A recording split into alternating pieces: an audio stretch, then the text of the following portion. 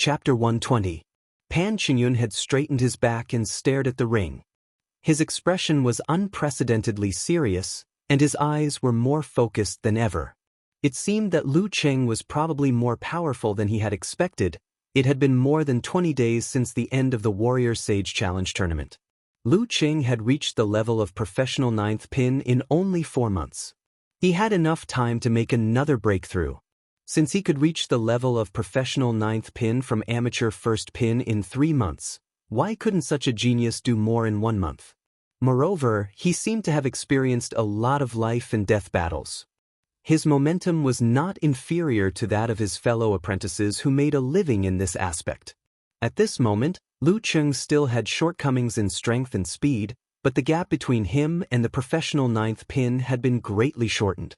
Plus, his control of his body, understanding of the technique of exerting force, and the proportion of power transferred between his punches and kicks and the degree of explosion were higher. These were enough to fill up the small gap. In other words, Lu Cheng had reached the standard of a professional 9th pin in all aspects except for his physical fitness. He had even surpassed this level in the fields of coordination, listening skill and meditation. All in all, although he was not invincible among the professional 9th pin fighters, he was strong enough to fight with any of the professional 9th pin fighters. And this was excluding the fact that his power of blaze was not strong enough at present. Unconsciously, Pan Qingyun regarded Lu Cheng as a young fighter who was more talented than himself. And he took it for granted. His attitude changed 180 degrees from the contempt at the beginning to a little bit too much. He has no rank yet. It is very likely that he will participate in the ranking event of professional 9th pin at the end of April. At that time, if there are only 1 or 2 applicants, it will be a narrow road. No matter how calm Pan Qingyun was, he still felt a headache. He was only officially recognized as an amateur 1st pin, and also had to participate in the ranking event at the end of April. Yenjika saw that Lu Cheng's shoes were cracked, but his figure was still standing in the ring as if he was invincible. She felt funny and distressed at the same time. She also felt that this figure seemed to be able to withstand all the wind and rain and bear all the responsibilities. I haven't given him a gift yet. She suddenly thought of this, feeling shy and sweet at the same time. In the arena, Lu Cheng, whose martial arts shoes were finally broken, felt unbearable soreness in his arms, as if he had been hit thousands of times. If he hadn't jumped back and neutralized his force when Jiang Guoxing used his killer move, Starburst, his stance would have been broken and he would have lost on the spot. His arms and hands might not be able to support themselves anymore. In the following collision, his bones would either be broken or fractured. He had no way to defeat Jiang Guoxing in terms of strength. However, in a competition, pure strength was only the main factor that influenced the outcome. It wasn't the only factor. In this situation, the brave one won't win. He forced himself to take a deep breath and did not make any adjustments. Using the desperation of a life and death battle, he took a step forward. He exerted strength in his feet and tightened his thighs. With a snap, he pulled out his right leg that was dragging behind him and kicked straight between Jiang Guoxing's legs. Geezer Shi, who was sitting in a daze, slightly adjusted his posture when he saw this. He laughed in a low voice and said, "You're quite sharp." Wang Hui from Hongluo Martial Arts School frowned and muttered to himself, "If it's Fong Tong." While Jiang Guoxing was taking a breather and preparing for the 4th explosion, he saw Lu Cheng take a step forward and pull back his leg. Instead of retreating, Lu Cheng rushed forward, showing an aura of either Jiang Guoxing's death or Lu Cheng's. Jiang Guoxing panicked and channeled the strength he had just accumulated into his right leg. He straightened it and waved it like a soft whip, whistling towards Lu Cheng. Bang! Without shoes, the 2 legs collided in midair and then retracted. Lu Cheng quickly tapped the ground with the tip of his foot and bounced his back. He immediately shifted his position and flashed to Jiang Guoxing's side. Lowering his waist, he raised his right hand and ferociously chopped downwards towards his opponent's temple. His master said that if he wanted to disrupt the opponent's explosive rhythm, he should not be foolishly facing it head-on. Instead, he should use his own characteristics to mobilize the opponent and force him into an unsuitable posture and position to fight him head-on. Because he hadn't recovered yet, He couldn't mobilize enough strength, so he could only attack the opponent's vital points. Every move was a steal, every move was dangerous. You've got some understanding. Geezer sure nodded with satisfaction. Jiang Guosheng took a deep breath, straightened his shoulders and raised his left arm, blocking the punch right beside his head. As soon as the two came into contact, his muscles suddenly expanded. Using his back as a whip and his left arm as a guide, he made a ferocious swing, making Lu Cheng feel like he was pushed hard. He lost his center of gravity and was about to stumble to the side. The fifth explosion of fire-like invasion. The moment he lost his center of gravity, Lu Cheng clearly knew that even if he quickly recovered his footwork, what awaited him was Jiang Guosheng's sixth explosion. The rhythm of the battle fell into his hands and there was no chance for him to win. At the critical moment, as he stumbled away, he snapped his fingers with his right hand that was next to his opponent's temple. A flame came out and burned a few strands of Jiang Guosheng's hair. Thump, thump, thump. Lu Cheng took 3 steps back and quickly adjusted his body to regain his center of gravity. Jiang Guosheng felt a burning pain in his head. He was afraid that his hair would burn his head, so he hurriedly swatted it back and didn't chase after him immediately. Seeing this, Lu Cheng had an idea. He took a deep breath and rushed forward crazily to Jiang Guosheng, who had just caught up with him. In a flash, he closed the distance between them. He stepped forward with his right foot, shook his shoulder, and threw a blast punch at Jiang Guosheng's lower abdomen. Jiang Guosheng didn't expect his opponent to be so tough. He had to use the 6th explosion in advance. His 2 hands quickly reached down and accurately pressed Lu Cheng's blast punch like an osprey landing. Seeing this, Wang Hui, the master of Hongluo martial arts school, couldn't help but sigh. He thought that it was a good thing that his disciple had become more prudent as he grew older and had a chance to break through to the Dan stage. But now it seemed that there were pros and cons. If he didn't force him into a corner, he wouldn't dare to take risks and risk his life. If it were Fong Tong, he wouldn't have taken a breather. He wouldn't have cared whether his hair was lit or not. When you create an opportunity, you have to seize it regardless of your own safety. This is the true essence of fire-like invasion. Compared to Lu Cheng, the difference between Jiang Guosheng and Lu Cheng was not only that Jiang Guosheng did not have the experience of a life-and-death battle, which could be made up for by his rich experience in arena battles, but also that he was no longer as hot-blooded and courageous as he was when he was young. Originally, a person without hot-blooded and courageous courage would have their own routines and advantages, but the fighting style of Hongluo martial arts school was called fire-like invasion, and the contradiction between the two was his biggest problem. Today, it would depend on whether or not his strength could solve this problem. Bang! Lu Cheng's blast punch was just stopped by Jiang Guosheng. He shook his right arm and flicked his wrist, slipping out from between Jiang Guosheng's hands. He drew a small arc and grabbed the enemy's wrist. Big and small hand wrap. Jiang Guosheng wasn't someone to be trifled with. He gathered his strength and swatted with his palm, as if he was swatting a mosquito. At this moment, Lu Cheng, who had been forcefully raising his qi, finally reached a certain limit. He urgently needed to exhale the turbid qi in his lungs. His right hand cleverly dodged the slap. Just as he was about to exhale the foul air, an idea suddenly flashed through his mind. He remembered a live broadcast he had watched before. At a critical moment, the Dragon King's body was restrained and he was about to be thrown to the ground. While he was face to face with his opponent, he suddenly spat out fire from his mouth and burned his opponent's face. The idea turned into an idea. Lu Cheng used the Jindan to sense the inside of his body and made some adjustments. Then, he opened his mouth and, with the momentum of the brutal blizzard in his mind, exhaled and shouted. An arrow of turbid qi hit Jiang Guosheng's face. Although it wasn't really harmful, it made his eyes ache. He was so scared that he quickly closed them. Now is the time. Seizing the opportunity, Lu Cheng finally took out Jiang Guosheng's left wrist. Like holding a black snake, he swung it fiercely. Bam bam bam. Jiang Guosheng instinctively resisted with all his strength. However, a few of his joints were shaken open. His muscles were also damaged. His left arm was temporarily disabled. He let out a roar. Forced into a desperate situation, he finally didn't care anymore. His body seemed to expand. He leaned to the left and bumped into Lu Cheng with his shoulder.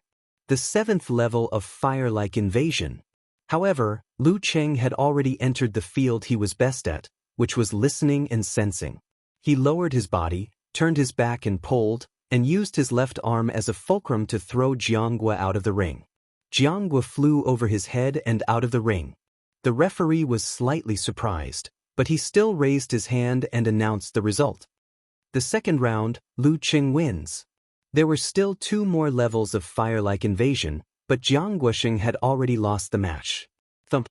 Seeing senior brother Jiang, who usually taught disciples on behalf of his master, fall in front of them and struggle to stand up, the disciples and students of Hongluo Martial Arts School felt sad and desolate. No one spoke. Could it be that Lu Cheng had single-handedly challenged the martial arts school? The members of the Songqing University Martial Arts Club were also silent. They had not yet digested this unexpected surprise. Obviously, Jiang Guosheng seemed to be much more powerful and had the upper hand in the battle. How could he lose to Lu Cheng in the end? Moreover, he lost so miserably that the injury on his left arm could not be healed without a certain amount of time. Yenjika opened her pink lips slightly and then closed them again, revealing a playful and gentle dimple, just like the change when she heard the news in the Warrior Sage Challenge tournament. Pan Qingyun couldn't suppress his anger and fighting spirit anymore. He suddenly stood up and was about to walk to the arena. At this time, Lu Cheng, who was happy and complacent, shook his arm and rubbed his fist. He felt that his bones were still a little painful. If he continued to fight, he was afraid that he would be injured. But his opponent was only of amateur first pin. Since he was in the limelight, he had to leave some leftovers for his brother-in-law, right? Therefore, when Pan Qingyun came to him, he turned around and left the arena with his bare feet. He didn't even look at his opponent. He left. Pan Qingyun was stunned on his way out. Just like that? I'm not of amateur first pin. I'm of professional 9th pin. P.S. Based on your request, I'm updating in advance. Please recommend me. In addition, I have some content from Midnight Newspaper on my Signal Wuzhe 1985. You are welcome to read it. Chapter 121. The sun on Sunday shone through the windows of Hongluo Martial Arts School, leaving the room full of brilliance. Lu Cheng walked barefoot in the brilliance as if he was walking on a golden road. He was in a good mood, overflowing with happiness and relieving all the pressure. He looked at Yenjika walking back leisurely in front of the silent disciples and students of the martial arts club. This is the taste of victory. When he passed by Kai Zongming and the others, he nodded and greeted them contentedly, not at all embarrassed by the reality of being barefoot. What a master! A martial artist who hasn't reached physical invulnerability can be so powerful. He broke his shoes in one move. Didn't you see the cracks and footprints on the stone floor? If he punched the boys in our school, they would be smashed into meat pies. So manly! A few girls from the School of Arts whispered to each other, full of admiration. They had only seen the fights of physical invulnerability experts and didn't have a clear understanding of dance stage and body refining.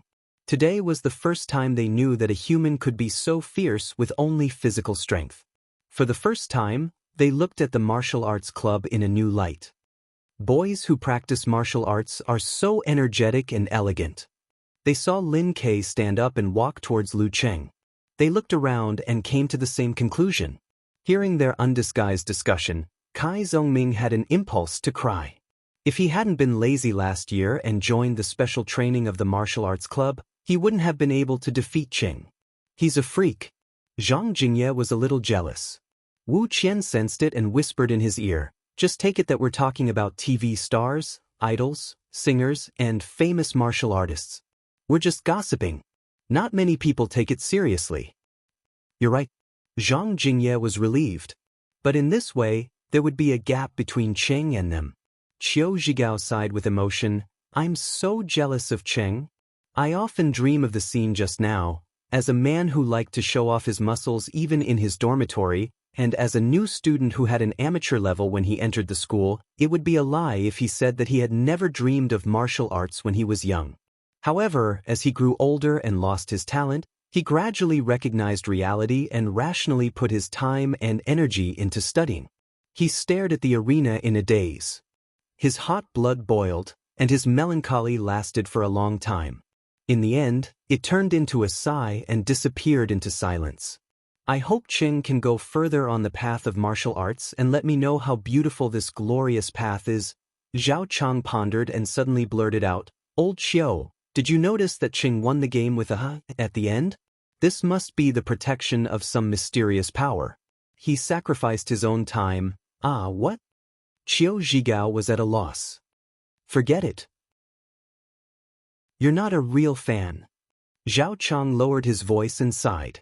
We've been trying to please him along the way, but we're not as impressed as Cheng's 2 matches. Qiao Zhigao chuckled and said, That's normal, just like how you like beautiful, cute and playful girls. I like to study. Zhao Chang pushed up his black-rimmed glasses seriously. I'm going to start preparing for the postgraduate entrance exam now. So early? You're only a freshman. Qiao Zhigao was surprised. Zhao Chang smiled slightly and put away all of his seriousness and indecency. He exhaled and said, I've thought it over very clearly. Everyone has their own characteristics and their own future. The postgraduate entrance exam is the most suitable for me. I can't follow others to practice martial arts just because others practice martial arts, right? It's better to prepare early than to cram for it. I'll slowly improve my inner qualities and abilities. There must be someone who likes me. Qiao Zhigao was stunned by the 3 questions in a row. He gasped and said, Chang, why do I feel that you've developed a deeper thought? Zhao Chang didn't say anything. He pushed up his black-rimmed glasses again, reflecting the sunlight through the window. When they were about to reach the tatame of the Songqing University Martial Arts Club, Lu Cheng saw Li Mao taking the lead and applauding to welcome him back.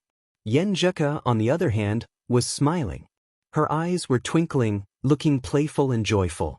In the applause, he found Lin Kei standing up and walking towards him. He raised his right hand with a smile and made a high-five gesture. Lin Kei was stunned and didn't slow down. When he was about to pass by Lu Cheng's right side, he reached out his hand and gave Lu Cheng a high five. Come on, Lu Cheng said with a smile. In his mind, he added, brother-in-law. Lin Kei nodded and looked over Lu Cheng's shoulder to the arena, looking at his opponent. They passed by each other. Lu Cheng returned to the tatame and sat on Lin Kei's seat. Only Guqing was between him and Yan Zheka. Awesome. Cheng, you're good. You'll definitely win the ranking event in April. Li Mao, Sun Jian and Qin Zhanghua gave him a thumbs up to express their admiration. Lu Cheng was very happy and refreshed. He was about to respond when he felt a sudden pain in his arms and hands. He quickly unbuttoned his shirt and rolled up his sleeves. He found some bruises, some red and swollen. His bones were also very sore. Are you okay? I brought some ointment in the locker room. Yan Zheka looked at him and asked with concern. What? Hearing this, Li Mao, Lin Hua and the others immediately looked at Lu Cheng and Yan Zheka, sizing them up. Yan Zheka also realized that she was too active and became the center of attention. She blushed shyly and looked very beautiful. Lu Cheng's heart was beating fast. Applying ointment in the locker room? 2 people together. He kept the last trace of reservation and said, Lin Kei's match is coming soon. As his teammate, it's not good to not watch and cheer for him. Sun Jian couldn't stand his hypocrisy and said, Lin Kei's opponent is of amateur first pin. What's there to watch? Go and apply the ointment. Don't leave any hidden injuries that will affect next week's match. But Lu Cheng was waiting for others to persuade him. He immediately stood up and looked at Yan Zheka. Yan Zheka had long regretted her suggestion. Feeling her face burning, she rolled her eyes at him. But after looking at his bruises and swollen face, she pursed her lips, turned her head, stood up, and walked to the locker room with a blush, avoiding all eyes. But she still walked proudly to the locker room. Lu Cheng looked at her swaying back and followed her with a wandering mind. He heard the whispers of Li Mao and the others. Tisk tisk. Junior brothers nowadays are so great. Qin Zhanghua sighed with emotion. They were all college students who practiced martial arts. Why was he single for 4 years? Li Mao also sighed. I always thought that he had no hope to win her heart. Just like how he thought his martial arts future was. In the locker room, there was no one around. Yenjika turned around and snorted with her hands behind her back. Tell me, why did you agree? You should ask me to take out the ointment and apply it outside yourself. Lu Cheng suddenly felt like he was flirting with her. He pretended to be pitiful and said, but it's not easy for me to apply it myself. It hurts on both hands. Really? Yenjika hurriedly checked it. As a girl from a martial arts family, she had a good eye. She was relieved and said, there are no wounds on the bones. Sit down, I'll get the ointment. She trotted to the locker, took out the ointment, and sat next to Lu Cheng. She raised her right hand, which had a lot of bruises, squeezed out the ointment, and kneaded it in a special way. Lu Cheng's eyes followed her figure and followed her busy movements. At this moment, looking at the girl beside him, looking at her delicate skin, looking at her rosy cheeks, looking at her glossy lips, looking at her slightly distressed expression, and looking at her focused and gentle eyes, although the place where his right hand was being pinched was painful, he was willing to endure it. He even felt like he was intoxicated by it, even if it wasn't wine that made him drunk. At this moment he longed for eternity. After kneading the bruises on both hands, Yenjika rolled her eyes and pretended to be normal. She said, "Where's your locker? I'll bring your shoes here. It's not good for you to walk barefoot." That. Lu Cheng pointed, enjoying the girl's thoughtfulness and gentleness. You continue to knead them yourself. Yenjika wiped her hands with a tissue and turned to the locker.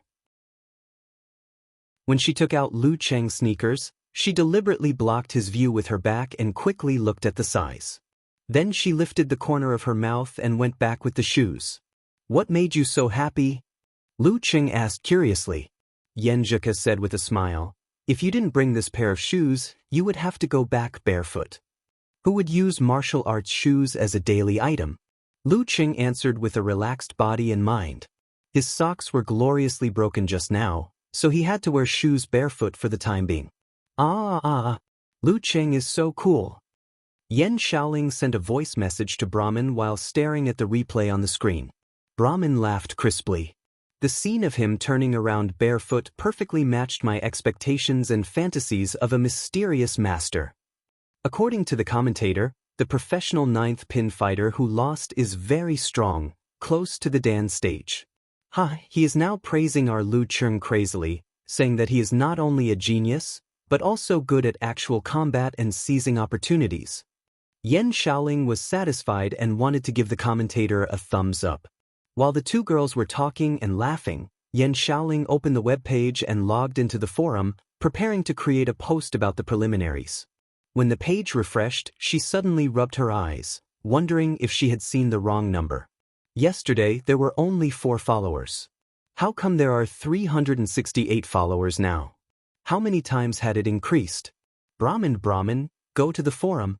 I think there's something wrong with my eyes. Yan Shaoling sent a message to Brahmin immediately. After a while, Brahmin replied weakly, my eyes seem to have something wrong with them too. In the same forum, Unparalleled Dragon King quietly posted a post. Lu Cheng's data collection. Name, Lu Cheng. Occupation, student.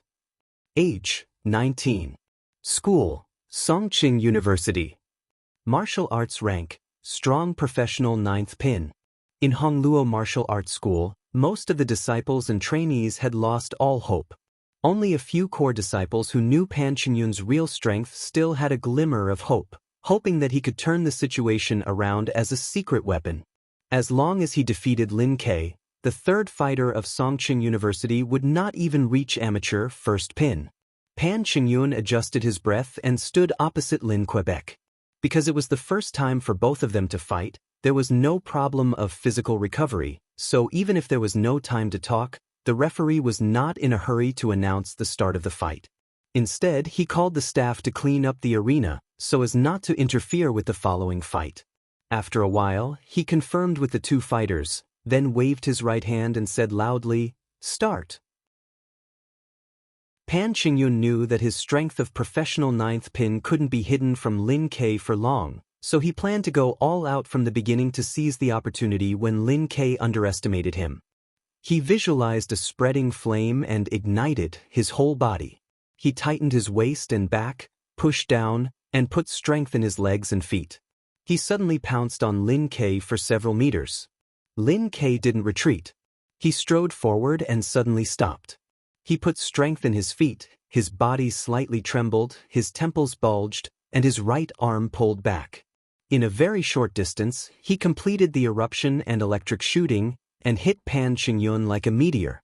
Pan Qingyun also completed the first eruption, as if he was holding a giant hammer, and hit down fiercely. Bang! When the two collided, Pan Qingyun felt like he was hit by a bomb. His whole body was shaking, his bones were trembling, his blood and qi were rolling, his internal organs were uncomfortable, and his fascia and muscles were unable to exert strength for a while.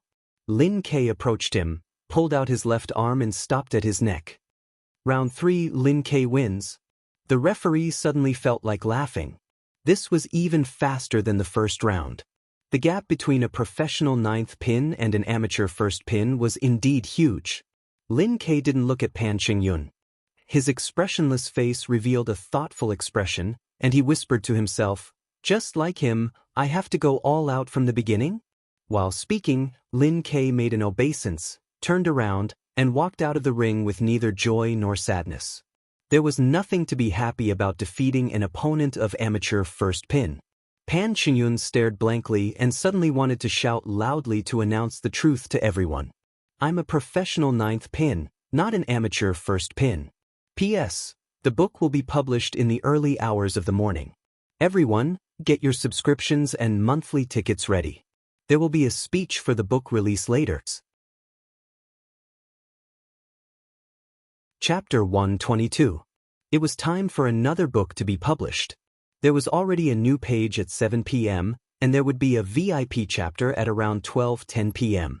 Normally speaking, at this time, I would talk about how hard I worked and how difficult it was to write this book. I would talk about my pitifulness and friendship in order to get more subscribers. But first, I would like to talk about something else, something that might cause the number of subscribers to drop. That was, don't have unnecessary expectations. I've already said that this book is a book of small scale, a book of medium to low-level martial arts. There won't be any battles between heaven and earth, no intense conflicts, and no grand schemes. Don't hold unnecessary expectations for these. The reason why I chose to publish the book for 2 months, 6,000 words a day, and 400,000 words a day, was to attract more readers. Also, I wanted to write out the book's style, rhythm, and main points so that the old readers would understand what kind of book it was, whether they would like it, and whether it was worth subscribing after it was published. I had always felt bad for everyone's money. I never wanted you to subscribe and support this book unconditionally just because of the books before it, even if you didn't like it. That would make me feel guilty. What I wanted was for you to only subscribe if you liked it. If you didn't like the style of this book, you could always wait for the next book. The next book would definitely be a different style and rhythm. There would always be something you like. There were many details in this book that I had wanted to write about for a long time. After the Fate Destroyer incident, didn't I say that I had the idea of writing about a fantasy city? Fantasy was arcane, and this was part of that city. Back then, I wanted to write about the technical flow of industrial layout, but now I didn't have the passion, the idea, or the knowledge to do so. However, I often thought about the daily details in the book, smiled at them, and always wanted to write about them. Back then, I chose to write about arcane magic for 2 reasons. First, the change in the city was too big. Second, I was more passionate and motivated about arcane magic. Third, I didn't think that my writing skills back then were enough to write the daily details I wanted. I was afraid that I would only write a bunch of flowing accounts. After the tempering of the 3 books, it wasn't until the end of this life that I finally had the confidence to write a good daily life without deliberately creating conflicts. I could write something that was interesting in the mundane. At least for now, I barely managed to write it, and it was also the first time that I had the feeling of writing an essay that was filled with laughter and anger. This is a slow-paced book. I want to write about a young man named Lu Cheng. What kind of people he will meet, what will happen, what kind of feelings he will experience, what kind of friends he will have, what kind of enemies he will face, and what kind of person he will grow up to. Martial arts is important, but other things are equally important. The dark main line of this book is Lu Cheng's life. Every one of us will experience the life we are tasting or reminiscing from time to time. There was nothing wrong with that. I like to read it too. Nowadays, society was fickle and everyone was busy. The time left for reading was limited. Who would have the time to slowly create, contrast, and outline the characters? But if you read too much of this kind of thing, you would get tired of it. When I first came in contact with online novels, I was surprised by the variety of styles. No matter how special my tastes were at any stage, I could find what I wanted to read. I still remembered when I was moved. I still remembered many characters with different characteristics. I still remembered reading books in front of the computer and almost crying because of the plot. Now, there were definitely similar books, but they were getting fewer and fewer. I'm not boasting about how rare it is. I just want to say that I really want to write a book like this. There are details, daily life, hot-bloodedness, passion, touching feelings, memories, innocence, purity, and all kinds of living people. The only problem is that the pace will be very slow, and there will be fewer conflicts. This is AF** King tragedy, but the results can be predicted. Also, I wanted to proudly say that I tried a new way of describing characters. I didn't want to say what kind of person Yenjika was. I didn't want to quickly create cute points and try to leave a deep impression in 1 or 2 chapters. Again, I violated the requirements of online novels. Instead, I started to outline little by little, using the chat and daily details to draw this girl. If you didn't like to read the dialogue, you might miss a little bit of her beauty. I hoped that by the time I finished the outline, she would be liked by everyone. Well, about what you're worried about, I can only say that life is hard enough. I have too many regrets in the past. The book will definitely not be like this. I want to have a happy ending. This is a book that completely violates the trend and rhythm of online novels. I was actually mentally prepared for the result of subscriptions. But since I wanted to write it, then I'll write it. When I don't have to bend my back for 5 buckets of rice, when I'm still brooding over my shortcomings, when I'm still impulsive and passionate. I want to give myself a motto, and hope that I can always stick to it until I quit the online novel circle. That is, never be satisfied, always challenge. Actually, it can be said that I'm always looking for trouble. Alright, I've said a lot of nonsense. In the end, I still want to ask for subscriptions. I've never been shy about saying that I love money. I want to use my novels to earn money. I want to earn it standing. Well, I hope that my friends who like it will subscribe. I don't want the result to be too bad. As for outbursts, to be honest, the details and fighting are really hard to write. I've been racking my brain all day, looking for the feeling. Writing 9,000 is already close to my limit. I can only promise that on the first day, I'll update 4 chapters, 2 chapters in the morning, 3 chapters in the future, and at least 20 days in December. Finally, at the end, I'm asking for a monthly vote. I'm ambitious too. I still want to get a higher ranking so that more people will read this book. Also, welcome to my Weixin public account, Wuze1985. I'll release a character image in the future. Chapter 123. Wang Hui, the principal of Hongluo Martial Arts School, looked at Jiang Guoxing, who came back with a depressed face, and then at Pan Qingyun, who was dumbstruck on the arena. He suddenly sighed deeply. It was good that they lost. It was a setback for them, so that they wouldn't become self-righteous if they always stayed in the Songqing Martial Arts School circle. As for redeeming their image and making a name for themselves, there were still 6 matches left. Moreover, losing 1 match didn't mean that they couldn't qualify for the next round. Later, he would ask a familiar reporter to take a picture and publish an article. The focus would be on the footprints and cracks on the blue stone ground, so as to show that Hongluo Martial Arts School was really capable.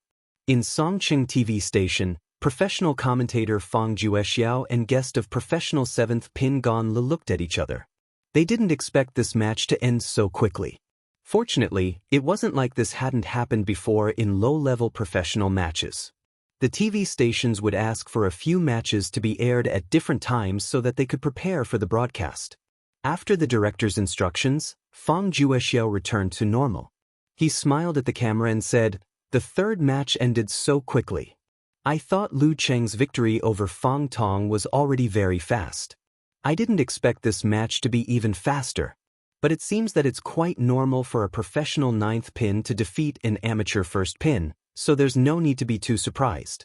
There's nothing to rewind. We'll cut to the scene later and have our reporter do the post-match interview. Today, we saw the debut of a genius fighter and got to know this student named Lu Cheng.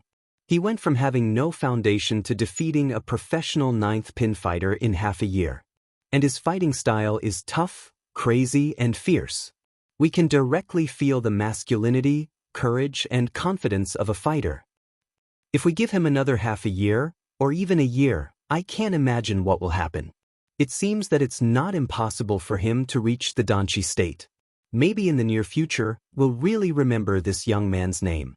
To be honest, I sympathize with Jiang Guoxing. In the martial arts circle of Songqing, he's quite famous and his strength has been recognized. He's only one step away from reaching the Dan state. But the reality is so cruel. The old will eventually make way for the young. This is especially obvious in the martial arts world. If you haven't reached the Dan state and are over 30 years old, you're really afraid of the young.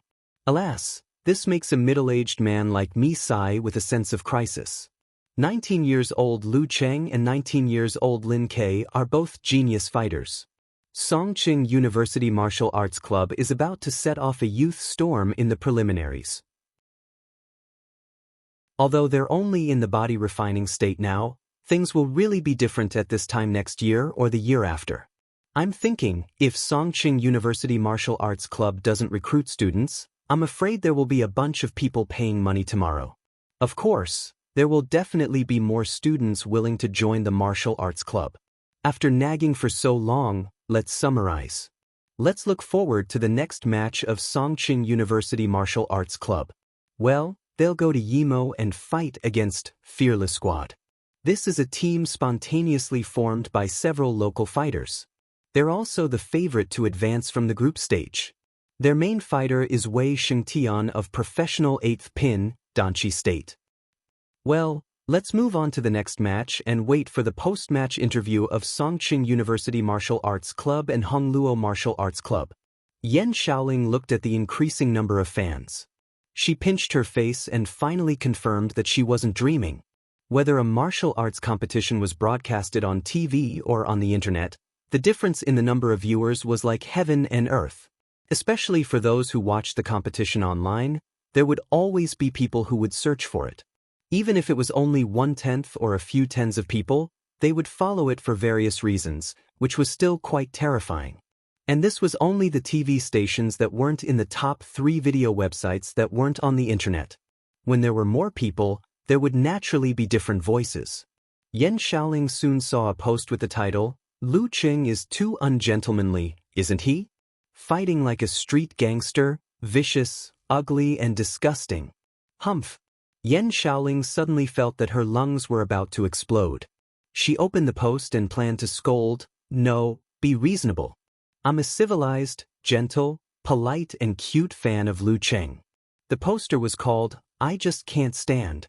He wrote eloquently, greeting people between their legs for no reason. Lu Cheng is really dark. Doesn't he have the demeanor of a master? He even breathed in people's faces. Doesn't he find his mouth smelly? Yan Shaoling scrolled down and was about to reply when she saw Unparalleled Dragon King posted a picture of Dragon King breathing fire in his opponent's face. "Dragon King passed by shamefully," he replied. A new follower named Niechichi followed closely with a picture of warrior sage Qian Donglu slapping his opponent's crotch. She added, "Warrior sage silently gave it a like." Blood-sucking cat followed closely. Dong Baxian was scared and called him an idiot. This sentence was followed by a picture of Yanzhao Hall Master Dong Baxian when he was young. Yan Shaoling read the replies one by one. Her anger gradually faded and she was constantly amused. She felt that the netizens of her forum were so talented. She suddenly felt that it was silly and cute to reason with them in a serious manner.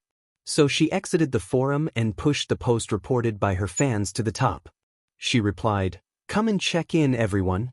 At this moment, she was filled with a sense of achievement and happiness. She saw that the forum finally improved under her and Brahman's care.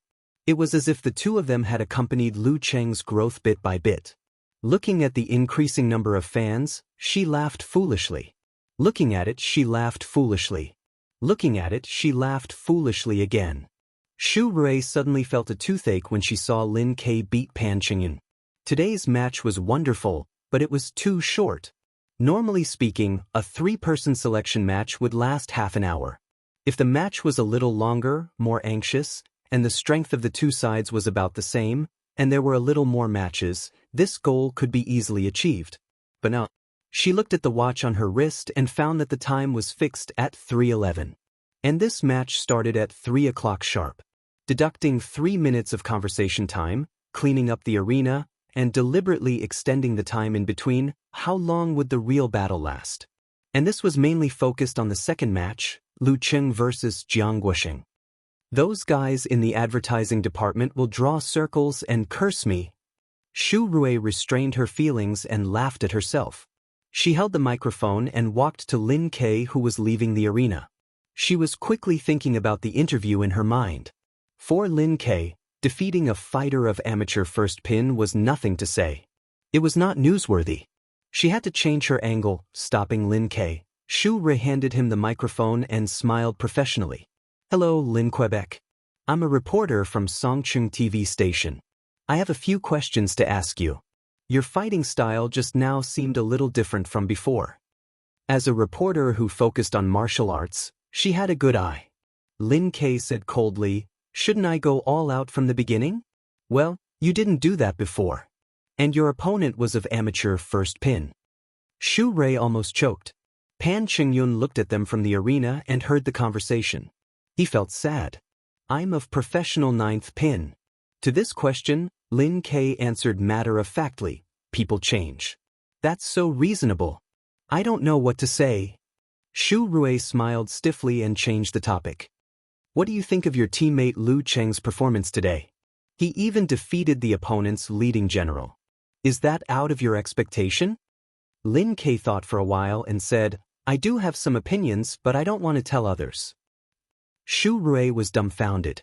She stared blankly at Lin Ke, who nodded and brushed past her, heading for the tatami where the Songqing University Martial Arts Club was located. She had interviewed many Songqing martial artists, many of whom were eccentric. But she had never seen someone like Lin Ke. Was his character flawed? Or was he good at telling cold jokes?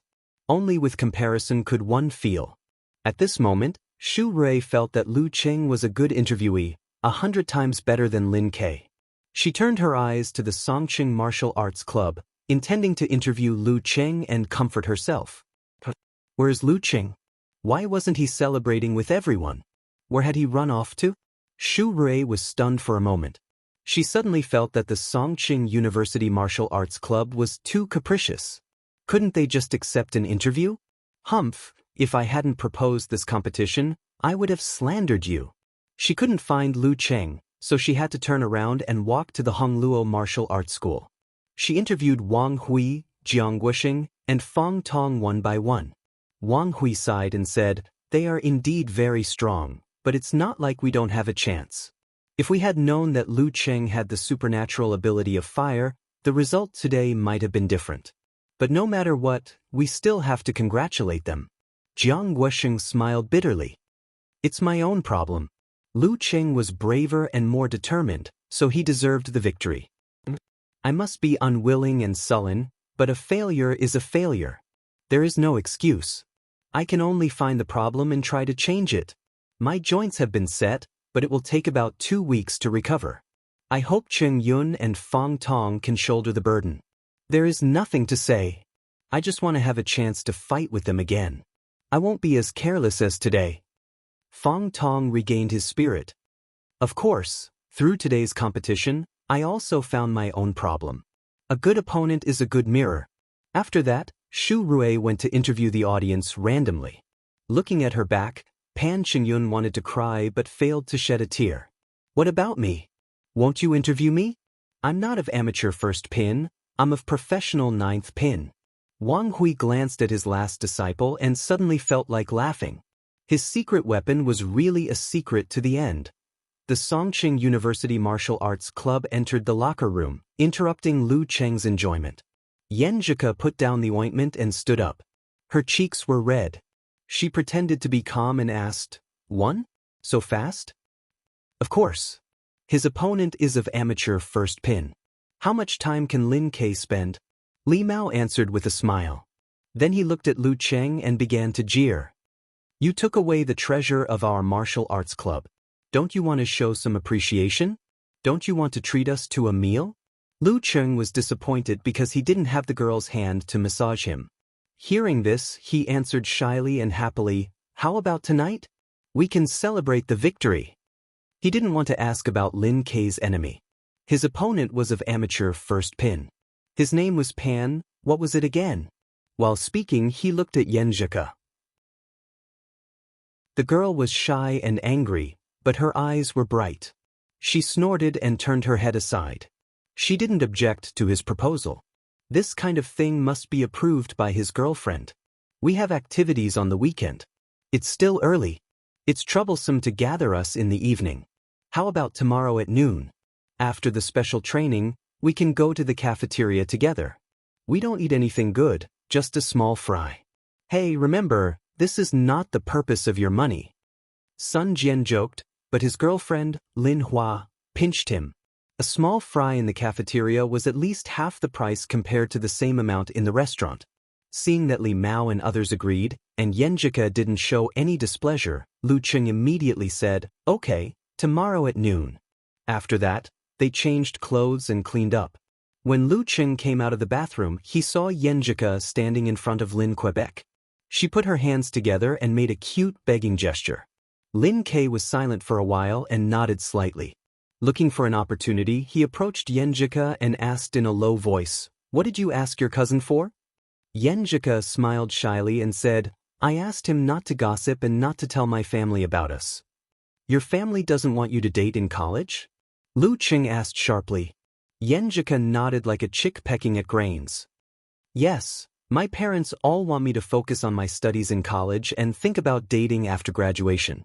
But my mom didn't listen to my grandparents and stubbornly married my dad, didn't she?" "So?" Lu Cheng asked. Yenjika slightly raised her chin and turned her head aside. She snorted and said, "Like mother, like daughter." Looking at her proud and shy expression, Lu Cheng was moved and warm. He just wanted to hold her in his arms and give her a gentle kiss, pouring all his feelings into it. Considering that Yenjika hadn't completely adapted to the situation in front of so many people, he just reached out his hand and quietly grasped Yenjika's delicate hand. They looked at each other and exchanged 1,000 words. After a few minutes, Yenjika saw that everyone was done. She quickly retracted her hand and looked up. "I'm going shopping with Qing later. I'll treat you to a meal in the cafeteria tonight. We'll hold a celebration party for you." "Okay." Lu Cheng wanted to say that he would accompany her, but considering that the blabbermouth and straightforward Guqing would be in the middle, he gave up. He still had 2 pairs of martial arts shoes, which were enough for now. He didn't need to rush to buy them. When he had time, he would use this as an excuse to go out with Yenjika. Chapter 124. Clap, clap, clap. Seeing that the preliminaries had finished packing up, Geezer sure clapped several times to attract everyone's attention. This old man won't say anything about winning at the start. The preliminaries have just begun, and there are still many matches to go. We can't always be immersed in our victories. As humans, we have to look forward, right? He poured cold water on the cheerful atmosphere. Our next match is still an away game. We'll go to Yimo, which is not far away. It's only 40 to 50 minutes by train. We'll go there on the same day and come back on the same day. We'll save money for our stingy school. Sun Jian didn't get a chance to fight today and had nowhere to vent his energy. He asked excitedly, "Coach, sure, which martial arts club is our opponent? It's not a martial arts club. It's a team formed by several outstanding local young fighters who broke the barrier between martial arts clubs. The leading fighter is called Wei Xingtian. He's at Danchi State and Professional 8th Pin. His goal is to get a place in the division and get a unique martial arts skill as a reward. There are 2 fighters of Professional 9th Pin and their substitutes are all above amateur 3rd Pin. They're the most popular team. Geezer sure took out a crumpled piece of paper from his pocket and read a few words. Although his description was very strong, it didn't make people feel that he was very serious. 1 of Professional 8th Pin and 2 of Professional 9th Pin. Lu Cheng suddenly felt that the future of this competition was not bright. However, the goal of his own martial arts club was the National University Martial Arts Competition. The preliminaries were only a way to practice. Overall, winning or losing was not important. Facing a master and suffering setbacks was definitely more rewarding than facing a weak and winning all the way. Even with such a lineup, there was still a big gap between them and Shanbei University Martial Arts Club. Whether they could beat Sanjiang College or not depended on whether they could restrain the supernatural ability of the opponent. Coach, can you tell us more? Young people were not afraid of failure and didn't have any goals for the preliminaries. Li Mao and others were not scared but asked with interest. Geezer sure coughed twice. I'll send their relevant information to your mailbox tomorrow. Take your time to read it. Why not send it today? Don't you want to leave some time to enjoy the taste of victory? Hearing this sentence, Lu Cheng and the others found it funny, but the excitement and joy of defeating Hongluo Martial Arts School was restored. They looked at each other, opened their throats, and shouted a few times, shouting out the passion and youth of Zhang Yang, victory! Songqing University will win. His voice traveled out of the changing room, making the spectators who were leaving feel bitter and aggrieved. They couldn't wait for the 2 sides to fight again. The school bus left the parking lot and slowly drove to the entrance of Hongluo Martial Arts School. Lu Cheng reluctantly waved goodbye to Yanzhika and Guiqing. He didn't board the bus until they got on the online taxi. Guiqing, that 3rd wheel. Sun Jian, who was sitting next to Lin Hua, sighed with emotion and complained for Lu Cheng. Then he turned around and said with a smirk, "Dear, it's still early. Why don't we go for a date?" Seeing the sweetness between Cheng and Yanzhika reminds me of our youth. Let's go. Let's go on a date. Screw you. Lin Hua pinched Sun Jian fiercely, but was still pulled away by him. She shyly waited for the taxi. Chen Zhanghua, Li Mao, and the other single dogs didn't say anything. They all raised their middle fingers at Sun Jian's silhouette. Lu Cheng was angry and amused at the same time. He suddenly regretted not going with Yanzhika. Why are you afraid of the 3rd wheel? He looked around and found that Kai Zongming hadn't got on the bus yet. When he was about to take out his phone to ask, he received a call from Little Ming. "Hey, the bus is leaving. Hurry up." Lu Cheng hurriedly reminded him as soon as the call was answered. Kai Zongming laughed and said, "I won't take the school bus back. Model worker has a girlfriend, right? He said he's going to treat our dormitory and his girlfriend's dormitory to dinner. You know, model worker's family is not rich, and he needs to save money for a date. So we decided to split the bill. Do you want to go? Let's find a place to sing karaoke and then eat hot pot. In this damn weather, it's so cold when the sun goes down. Hot pot is better. Hey, are you going or not?" I don't have the space to say anything. How can I answer, talker? Lu Cheng complained, "I'd better not go. I'm going to meet Yanzhika at the cafeteria for dinner." "Hello, Ching." "Goodbye, Ching." Kai Zongming teased. "Since you're dating now, shouldn't you treat us to a meal? Model worker is so self-conscious today." "Huh, I'll treat you when I'm free." Lu Ching had decided to treat them to the cafeteria stir-fry. He had to save money and use it where it was needed most. In Hongluo Martial Arts School, Kai Zongming hung up the phone and spread his hands to Zhang Jingye, Wu Qian and the others. "Cheng is on a date. He can't join us." "A date? He got Yanzhika?" Qiu Zhigao opened his mouth and was full of astonishment. Since he chatted with Guiqing from time to time, he was certain that Lu Cheng was pursuing Yanzhika. However, he always felt that girls at that level would not be interested in Lu Cheng. Cheng's martial arts strength had increased rapidly, and he had become confident and elegant. It was only this semester, but he would have to spend at least a year or so pursuing her. But this guy got both martial arts and love at the same time. What did he do to move Yenjika, who had so many pursuers? Kai Zongming nodded with a smile. Yes, he has been pursuing her since last semester. Finally, his hard work pays off. Zhao Chang was stunned for a while and blurted out, "Damn, he's a winner in life." Wu Qian asked curiously, "Is it the beautiful girl in the martial arts club?" "Yes, I didn't think it was possible at that time. But how can you know it's impossible if you don't try? What if a blind cat bumps into a dead mouse? What if the girl is blind?" Even if Lu Cheng was not in front of him, Kai Zongming could not restrain his impulse to tease him. But in the end he said, "I'm envious of you. A foreign dog. You also have a girlfriend?" One of Wu Qian's roommates asked with a smile.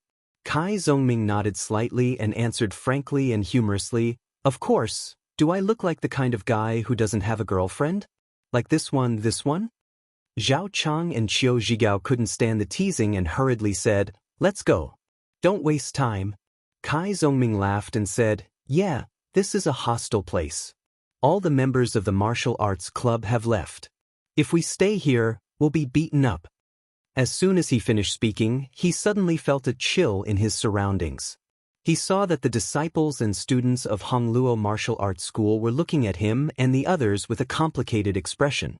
He was immediately frightened and quickly led the others out of the martial arts school. Facing the remaining sunlight of the afternoon, he said in a tone as if he had escaped from heaven, "Let's go and have fun." In the car, Guqing could no longer suppress her doubts and asked, "Ku, why do you suddenly want to go shopping?" Yenjika loosened her ponytail and flipped her hair. She turned to look out of the window and said with a smile, "Cheng's shoes are broken." "Oh?" Guqing suddenly understood and then said with inexplicable grief and indignation, "Do you have to stimulate a single dog like me?" My eyes were blinded by the flash. Yenjika's shyness was dispelled by Guqing's reaction. She pursed her lips and said with a smile, "Then you should get it quickly." Guqing sighed, "Why don't you have a flirting tutorial? I want to knock old Chiu out with a stick and drag him back." Seeing Guqing looking at her, Yenjika laughed and said, "What's the use of looking at me? I've never chased a guy before. You need to find a master to guide you. Qing, your facial features are actually not bad. Dress up a little and don't wear clothes that show off your arms and legs. I'm sure you can find a boyfriend." Yes, I think so too." Guqing was a straightforward and optimistic person. In the blink of an eye, she put this matter behind her.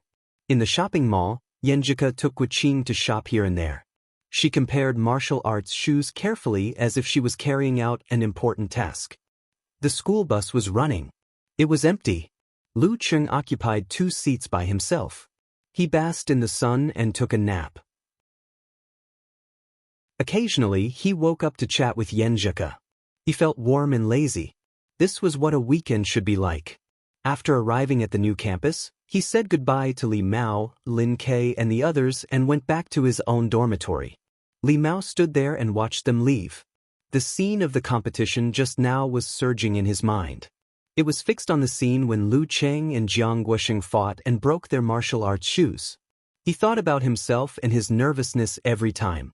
Suddenly, he felt afraid that he would be left behind by everyone and never be able to catch up with them again. Then he would never be able to make up for the mistakes he made last year. Well, if I practice a few more times, it will become an instinct.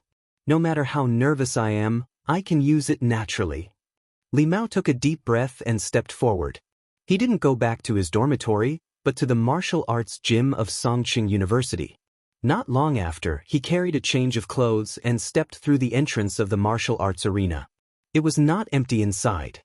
During the weekend, many students came to exercise. They could use everything here, except for the locker room. Li Mao looked around and walked to the men's locker room first. When he was about to take out the key to open the door, a shadow suddenly appeared beside him. Senior brother Chen?" He turned his head and was surprised to find that it was Chen Zhonghua. Why are you here? Chen Zhonghua smiled bitterly. I couldn't sit still after watching the two junior brothers' competition. I will participate in the professional ranking event in April. I am 100% sure that I will meet Lu Cheng. I just hope that we won't be in the same group. Alas, I thought that the training in the morning was not intense and I could practice in the afternoon. So I decided to come here. You too? Yeah. Li Mao smiled tacitly. This is our weekend. Back in his dormitory, Lu Cheng turned on his computer and clicked on the browser. He wanted to see what changes had happened to his private forum after the live broadcast. 413 fans. He looked at the number in disbelief. There are 413 people supporting me now? This was the number of students from 7 or 8 classes in high school. He scrolled down and found that there were not as many posts and active IDs as he had expected. But this was normal. The silent ones were always the majority, and those who followed him were not necessarily his supporters. He read every post and was amused by the talented answers of the forum members. He was shocked by the fact that Unparalleled Dragon King had become his fan. He was moved by the adorable Eternal Nightfall and Brahmin, who were trying to maintain order. He picked up his phone from time to time and chatted with Yenjika, intending to share this matter with her during dinner. Lu Cheng also read the chat group of the Longhu Club forum and said a few words. He was caught by Wonton Seller and asked curiously, "Little Tiger, why did you disappear again recently?" "I am in love," Lu Cheng said with a funny face.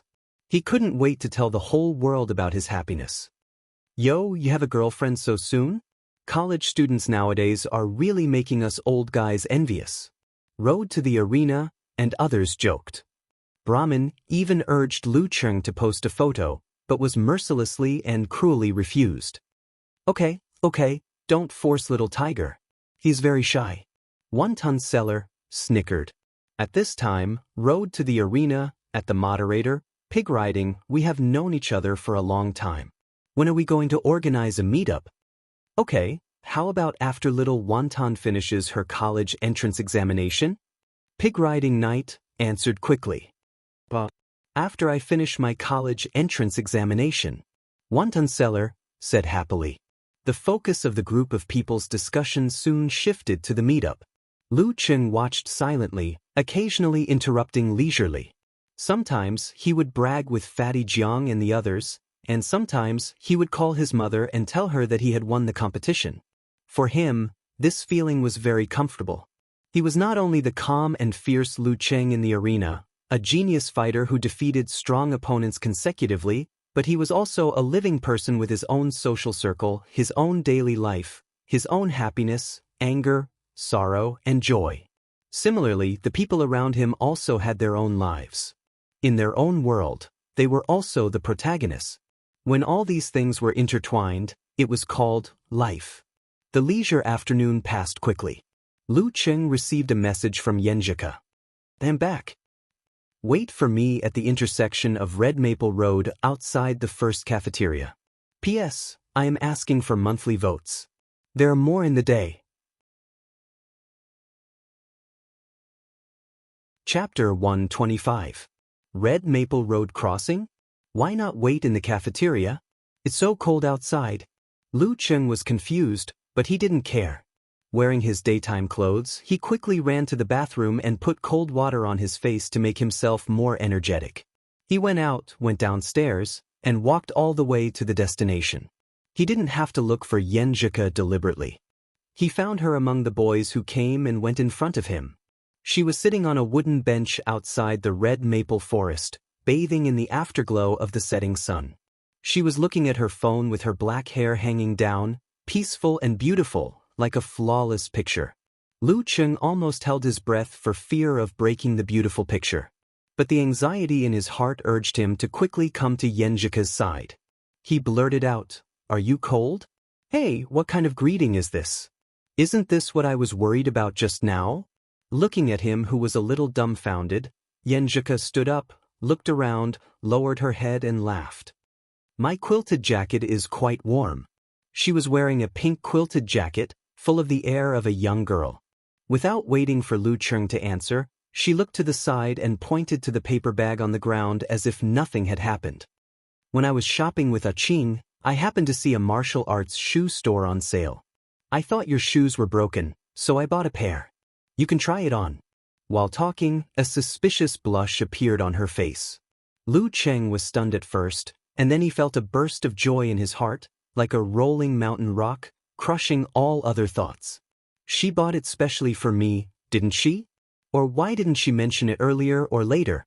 Why did she say she was going shopping with Guqing just after the competition? Or why did she happen to see a martial arts shoe sale? Glancing at his happy and enlightened expression, Yanzhika flew into a rage out of humiliation. I just happened to see it. Where do you think you are going? Before she finished her words, she suddenly felt a shadow in front of her, and then she was embraced by a thick chest. She shouted in a low voice, struggling and twisting. Lu Cheng heard that she didn't use much strength, so he held her firmly and refused to let go. Yanzhika tried a few times, but failed. She clenched her fist and hit Lu Cheng's shoulder playfully. How can you hug me like that? In public? Because I was too excited and happy. Lu Cheng impulsively hugged the girl. Looking at her silky black hair, smelling the waves of fragrance, feeling the light and delicate body, he gradually came to a decision. The excitement just now had lost its intensity, but it had become long-lasting. Everything seemed to have quieted down. Lu Cheng wanted to kiss her hair quietly, but Yanzhika was still not comfortable enough. Worried about the eyes of the passers-by, she struggled again and said in a flirtatious tone, "Hurry up and try on your shoes." Knowing that the girl was thin-skinned, Lu Cheng didn't ask again. He loosened his arms and sat on the bench with a smile that wouldn't fade away. He took out the shoebox from the paper bag. Out of the corner of his eye, he saw a few boys passing by with disappointment. They seemed to have found that a good cabbage had been eaten by a dog. Until now, Lu Cheng finally understood why Yanzhika didn't wait in the cafeteria. It felt weird to try on shoes when everyone was eating. After putting on the shoes, he stood up and walked a few steps. He put on the stance and tested the feeling of strength. He praised sincerely, "It suits you very well. It suits you better than the previous pairs of martial arts shoes. How did you know my size?" Seeing that he was really satisfied, Yanzhika pursed her pink lips and slightly raised her chin. She said with a little pride, "I am a mountain master with divine foresight." Lu Cheng vaguely guessed that she had peeked at his shoes when she was helping him take them out today. But he didn't want to spoil the fun. He laughed and said, No, it's not me." "Then what is it?" Yanzhika was confused. Lu Cheng pretended to be serious and said, "It's me, a mountain master with divine foresight." Yanzhika couldn't help but laugh and turned her head. She said with hatred, "I didn't expect you to be such a mushy Cheng." After flirting for a while, Lu Cheng changed back to his old shoes. He said with joy and embarrassment, "I don't want to wear this pair of shoes. It's the first gift you gave me. What if it breaks?" He had already made up his mind to wear this pair of shoes when he was practicing martial arts. Yanzhika snickered and said, "If it breaks, you have to collect the pieces and stick them on yourself. Then you can worship them." On this topic, the two chatted and walked hand in hand into the cafeteria. They chose a small pot of stir-fry. After dinner, Lu Cheng didn't want to be separated from the girl. He said in a low voice, "I remember you don't have class tonight?" Yanzhika answered with a smile. "What do you want to say?" Lu Cheng suggested, "Didn't I say I would be your sparring partner this weekend? Yesterday we had a date and today we have a competition. I don't have time to do it. Coincidentally, I don't have class tonight either. How about we go to the martial arts club to practice?" After personally experiencing the atmosphere of the challenge tournament as a substitute, Yanzhika was indeed eager to give it a try. Hearing Lu Cheng's words, she hesitated for a minute before saying, "Okay then. Anyway, I haven't been back to the dormitory yet, and I still have my martial arts suit with me. I won't go back to get my martial arts suit. I don't need to be so formal as a sparring partner. Besides, I also have the martial arts shoes you gave me. It's a good chance to experience it." Lu Cheng said happily, "Let's walk there and digest first." He lifted all the bags and naturally picked up the girl's left hand with his right hand. Their fingers intertwined and they walked towards the long bridge.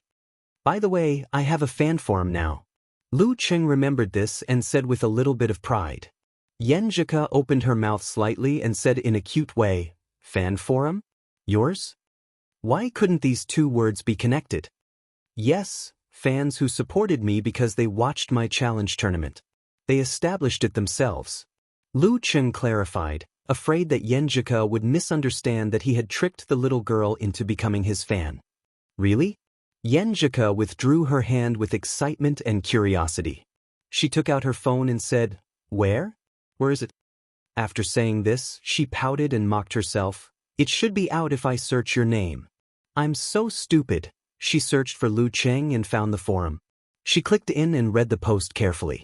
Lu Cheng had an ulterior motive. He reached out and held her waist with the excuse that he was afraid that she would fall. Because it was winter and she was wearing a lot of clothes, he couldn't feel her slender body. These two moderators are so funny. I feel like they are little girls. Yenjika turned her head and looked at Lu Cheng with bright eyes. "Cheng, you have so many fans who support you before I know it. I didn't expect it either." Lu Cheng said sincerely. Yenjika chuckled. "I'll be your fan too." "Well, let's register an ID first. What should I call it?" "It should be simple, plain, generous and direct." Simple, plain, generous and direct? Lu Cheng racked his brain and helped to think of a nickname. At this moment, Yenjika laughed and said, "I've got it." "What's your name?" Lu Cheng asked curiously. Yenjika took the phone to the other side and said with her back to Lu Cheng, "After I reply to the post, you can see it yourself." This made Lu Cheng's heart itch even more. He calmed down and waited for a while. When he heard Yenjika say, "Done," he quickly took out his mobile phone and entered the forum. He saw a signpost with a new reply. The reply was called Lu Cheng's girlfriend. He was stunned and his mouth twitched. He looked at Yenjika with a smile. So simple and plain. So generous and direct. Of course. Yenjika smiled and raised her head slightly. In another room in another city, Yen Shaoling also saw this ID and blurted out, "My sister is so awesome." It was still early. There were many teachers and students in the martial arts stadium who came to work out. Yenjika changed into her martial arts suit and Lu Cheng took off his coat and new shoes. They found a secluded corner and started to simulate actual combat. During this process, Lu Cheng not only had to defend with all his might, but he also had to attack with all his might. Since there was no referee, he had to strictly control his strength and discretion. In the beginning, he was very cautious, afraid that he would hurt the girl. As time went by, he gradually grasped the threshold, and his control of his body seemed to have deepened. He felt that he could do whatever he wanted without breaking the rules. Yenjika's footwork was light and fast. Using her spine as a whip, she drove the rebound force from her feet and hit Lu Cheng's head with a cut punch. Lu Cheng lifted his shoulder, put his left arm up and rotated his waist. His muscles and joints shook together and he suddenly exerted force, imitating Jiang Guosheng's swing force. This was his 7th or 8th attempt. He didn't succeed before. Relying on his rich experience in actual combat, he didn't give Yenjika any chance. But after several failures, he had mastered some tricks. Bang! Yenjika's cut punch hit Lu Cheng's arm, but as if she was pushed, she lost her balance and stumbled to the side. Lu Cheng was afraid that she would fall, so he caught up with her in one stride. He reached out and grabbed her forearm. With a skillful move, he pulled her back to lean against him. As she leaned against him, their eyes met. Lu Cheng was close to Yenjika's soft and light body. Looking into her watery eyes, he suddenly felt that the surroundings were quiet. Yenjika also seemed to feel the strangeness. Her eyelashes trembled a few times as if she was a little shy. Lu Cheng could smell her warm and sweet scent. Unconsciously, his breathing became heavy. He did not know if other people would want to be intimate because of the burst of emotions when they made eye contact. He only knew that he was most likely a beast, and emotions were only a part of the reason. Most of it was because he felt that the girl was very beautiful and seemed to be very fragrant, sweet, and alluring. He wanted to kiss her. His breath became heavier and heavier. His eyes became hot and his heart beat faster and faster, full of desire and anxiety. His head unconsciously moved closer to the girl. Thump, thump, thump. Yenjika couldn't tell whose heartbeat it was. It seemed that she couldn't bear such a close approach and didn't dare to look into Lu Cheng's hot eyes. Her cheeks turned red, and her eyelashes trembled slightly. Then she slowly closed her eyes. The closer they got, the closer they got, the closer they were. Lu Cheng held his breath. When he was about to touch her, he suddenly heard a loud bang. Yenjika was awakened. She pushed him away and stepped back like a little white rabbit. She was shy and timid. Lu Cheng was disappointed and angry. He turned to the source of the sound. Not far away, 2 boys were practicing back throws.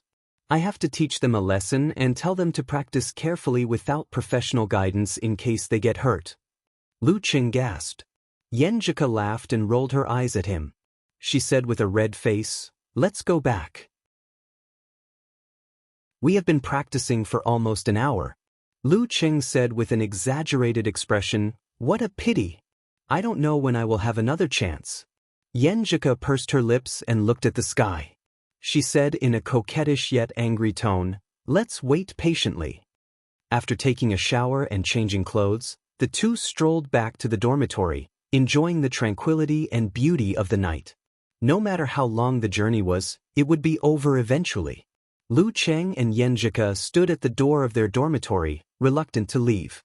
Suddenly, Yenjika playfully puffed her cheeks and said, "Close your eyes." "Why?" Lu Cheng asked subconsciously. Yenjika glanced at him and said, "No reason. Just close your eyes." Lu Cheng suddenly thought of her shy initiative when they held hands for the second time. His heart suddenly beat faster. Is she going to take the initiative to kiss me? He closed his eyes and held his breath, looking forward to the beautiful scene. At this moment he felt his mouth being flicked. He opened his eyes in surprise and saw Yenjika laughing happily while escaping back to the dormitory. "Huh, it wants to bully me." Lu Cheng couldn't help but laugh. He watched Yenjika walk back to the dormitory with light steps, turning his head every few steps. If I had achieved the initial level of Ice Mirror and could sense it, I would have grabbed her hand, pulled her into my arms, and kissed her fiercely. Standing outside the dormitory, he touched his lips in disappointment and was full of motivation to practice martial arts. P.S. Third update. Thank you all for your tips. Thank you all league leaders. I ask for more votes next month. The gap is getting bigger and bigger. Please support me. Chapter 126. The pedestrian street was brightly lit, and all the shops were still open. The pedestrians were full of youthful spirit. Lu Cheng carried the paper bag with the shoebox and slowly walked around. He calmed down and looked around with interest from a bystander's point of view. Did that guy not eat? He's wolfing down the sausages.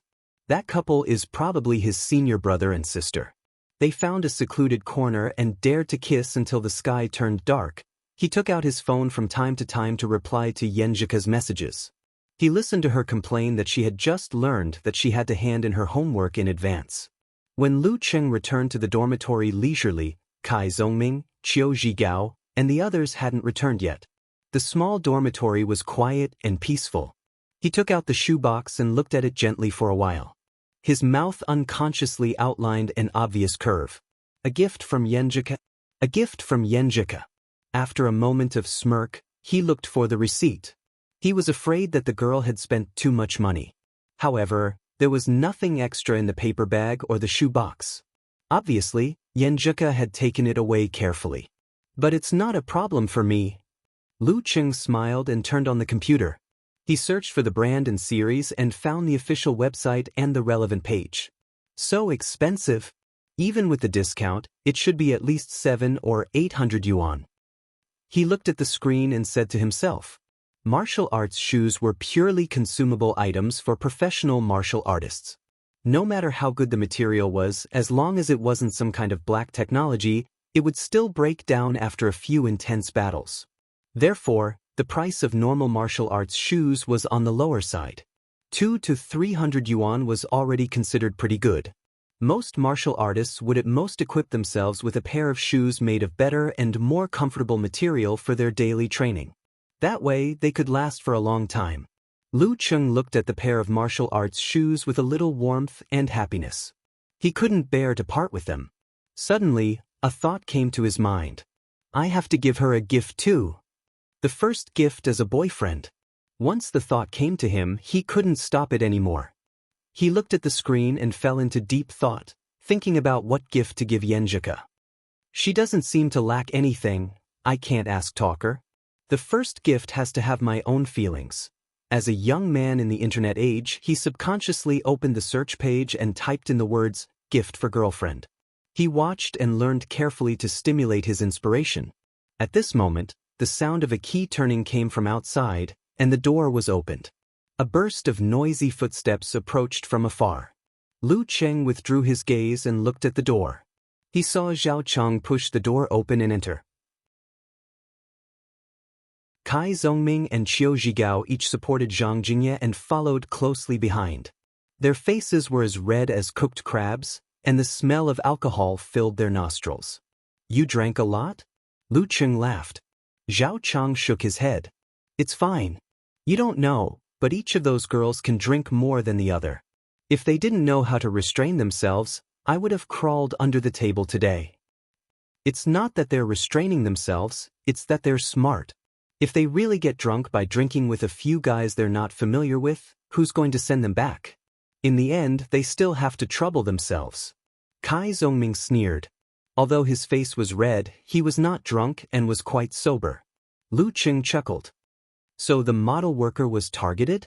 Isn't that obvious? He is the star of the show today. After Kai Zhongming and Qiu Zhigao helped Zhang Jingye to sit down in his chair, one went to get a foot basin. Fearing that Zhang Jingye could not help but vomit, the other wet a towel and helped him apply it to his face. After a while, Zhang Jingye barely recovered and smiled bitterly. I always thought that my drinking capacity as a Northwest man was enough to deal with 4 little girls. In the end, I'm only a little better than Wu Qian. Your wife is also drunk? Why don't they just send you to the bridal chamber? Lu Cheng joked. Qiu Zhigao said helplessly, because we're also a little dizzy from drinking. After teasing and laughing for a while, Zhao Chang suddenly looked at Lu Cheng and asked curiously, Cheng, with your current skills, you're worth 10,000 a month, right? Lu Cheng thought for a while and said, almost.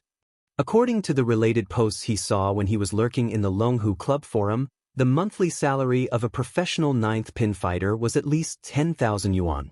Including the prize money from the challenge tournament and various competitions, those who were lucky could earn up to 300,000 to 400,000 yuan a year, and those who were poor could earn up to 100,000 yuan. This was not including the part of the business of martial arts school or the entanglement with the underworld, but it was already so much above the ordinary white-collar workers.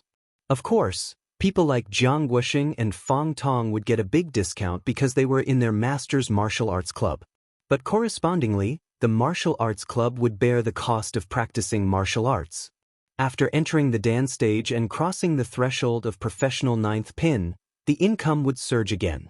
However, since this stage covered professional 8th pin to professional 4th pin, there was a big gap between their strength and their income.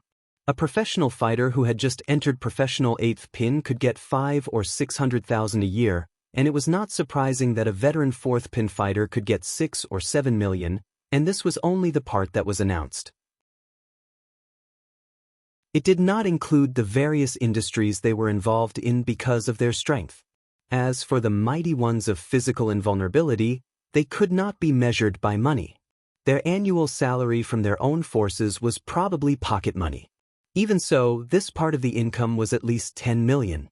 Because of this, the prize money of the Warrior Sage Challenge Tournament could effectively exclude the strong. Only the nearby professional 9th pin fighters or those who were in urgent need of money would participate. For children like Lu Cheng who had suffered hardships, every time they thought of this income, their motivation to practice martial arts would be stronger. Hearing the affirmative answer, Zhao Chang could not help but sigh. I always feel that you and I are not in the same world. I can only say ah? Lu Cheng was puzzled by his pause. Zhao Chang turned back and chuckled. Don't forget your friends when you are rich. Of course, who are we? If you master the skills, succeed in your business, and become a big boss in the future, you can't forget us. Lu Qing followed and made a joke. After joking with each other for a while, they sent Zhang Jingye to bed and went to wash their faces and sober up. When Lu Qing walked to the living room, he saw Kai Zhongming standing by the glass door to the balcony, staring outside. "Talker, why did you talk so little just now? It's not like you," he said with concern. Kai Zhongming smiled and said, "I'm a little sad because of your words." "What are you sad about?" Lu Qing was puzzled and laughed. Kai Zhongming sighed and said, "I said before that I like martial arts and wanted to try if I could take this path. I mean it. My dad always wants me to go back to our small town and help him take care of his company, but this is not what I want." "Wow, you are really rich," Lu Qing said sarcastically. "Why don't you want it? So many people are looking forward to such a good thing."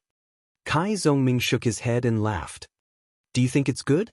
If you always work with your parents, you will feel that you are not growing up. And you will definitely not be financially independent. How much you earn is in their eyes and under their control. Although you can ask them for money when you are not enough, don't you feel sullen? If there is a disagreement, you won't have the confidence to argue with them unless you wait until my dad retires. But he is only in his 40s and is in good health. He can work for another 20 years. Also, when I think about what kind of life I will lead in the next few years or so, I feel scared. I'm scared that I will accept reality and return to our small rundown city like a pool of stagnant water. So, I have to work hard now and try to find my own path in martial arts. If I can't, I will consider starting my own business in the future. I won't accept reality until I am exhausted." Speaking of this, he looked at Lu Qing with a bright smile and said, "Qing, I really envy you. You can continue to make me envy you." Lu Qing was touched by his words and punched Kai Zhongming's shoulder. "Come on." Kai Zhongming also punched him back. "Godfather." Lu Qing's expression suddenly became sluggish. He felt that the atmosphere was ruined by talker. He gnashed his teeth and said, "Get lost." The next morning, Lu Qing became more and more focused on cultivation. Combined with the inward vision brought by the Jindan, he slowly expanded his senses and comprehended the ice mirror visualization bit by bit. The anxiety of not being able to get started had completely faded away. Later on, he gradually touched the edge of the thunder roar Zen. Geezer sure looked at him and sighed. "I thought you would be obsessed with beauty and relax your requirements for a short time. I didn't expect you to be more diligent. She is my motivation." Lu Qing answered seriously and sincerely. Geezer sure nodded with satisfaction. "Then I am relieved. How about this? I will set a small goal for you." "What small goal?" Lu Qing asked in surprise. Geezer sure laughed. "In the competition with Fearless Squad, I don't expect you to win the whole game. But if you and Lin Ke face Wei Shengtian, the one of professional 8th pin, in your best condition, I want you to take him down by attrition battle." It was not shameful to admit that there was a big gap between himself and the Danchi state. And thinking that he and Lin Ke would challenge Wei Shengtian again and try to defeat him, Lu Qing was full of anticipation. Why didn't he dare to think about it? Why didn't he dare to try? Who's afraid of who? He nodded hard and answered his master, "Okay." In Yimo City Martial Arts Gym, Wei Shengtian was topless, revealing his well-defined muscles. His skin was a little greenish-black, as if cast from stone. "Are you okay?" he asked the slightly vexed big boy in front of him. Chiu Yang was fair and clean. He looked to be about 17 or 18 years old. He said sullenly, "I can't use my left hand. But if we really fight in the next round, I can still fight." Wei Shengtian sighed and said, "If I had known, I wouldn't have let you be the vanguard. Once you fight 2 rounds in a row, your fighting style will hurt yourself too easily. You won't fight in the next round against Songqing University Martial Arts Club. Rest well. Old Dong and I can handle it, no problem." Thinking that Songqing University Martial Arts Club only had 2 professional 9th pin fighters, Chiu Yang did not insist and agreed. "Okay, Brother Wei, I will be your cheerleader. P.S. 4th update, monthly votes. Don't be afraid of others with red envelopes. Many grains make a tower, many little grains make a mickle. Relying on the power of humanity, half of the friends who subscribed will get 2 monthly votes each. Chapter 127. At noon, Lu Cheng turned on his computer and logged into his mailbox to download the information of Fearless Squad sent by his master. He had just invited all the members of the special martial arts training to a meal to celebrate the victory against Hongluo Martial Arts School yesterday, and also as an apology for abducting the treasure of the martial arts school. Because most of them were guys with amazing appetites, even if the cafeteria's single pot of stir-fry, they still ate more than 600 yuan, not including the wine he gave to Geezer Shi. After the meal, Sun Jian, Li Mao and the others found him and said that the treat was just a joke and that the main purpose was to split the meal. They wanted to give him more money. After all, they were all students without a stable source of income and lived on the money given by their families. It was really not good to eat half a month's worth of food expenses in one meal. Lu Cheng had the prize money of the Warrior Sage Challenge tournament and New Year's money, and also the living expenses that his mother specially increased to 2,000 yuan. He appreciated their kindness and said that since he had promised, he should really do it. Li Mao and Sun Jian also searched for this junior brother's information and knew that he earned a lot from the challenge tournament during the winter vacation. Seeing that he insisted, they didn't force him. After such a meal, Lu Cheng was completely familiar with the senior brothers and sisters of the senior grade. Under their teasing, Yan Zheke gradually became thick-skinned and no longer shy and timid, and could proudly respond to their teasing. This allowed Lu Cheng to be close to her from time to time and didn't have to worry about her being afraid of other people's eyes. When the parties involved feel nothing about something, the onlookers will lose the fun of teasing. Recalling Yan Zheke's arrogance just now, Lu Cheng wore a fascinated smile. After the download of the information, he first opened Wei Xingtian's introduction. Wei Xingtian, 25 years old, broke through to Danqi State a year ago and is classified as professional 8th pin.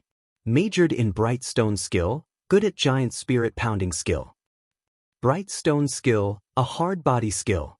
Starting from meditation, continuous spiritual visualization, external attacks and medicinal soup and ointment are practiced.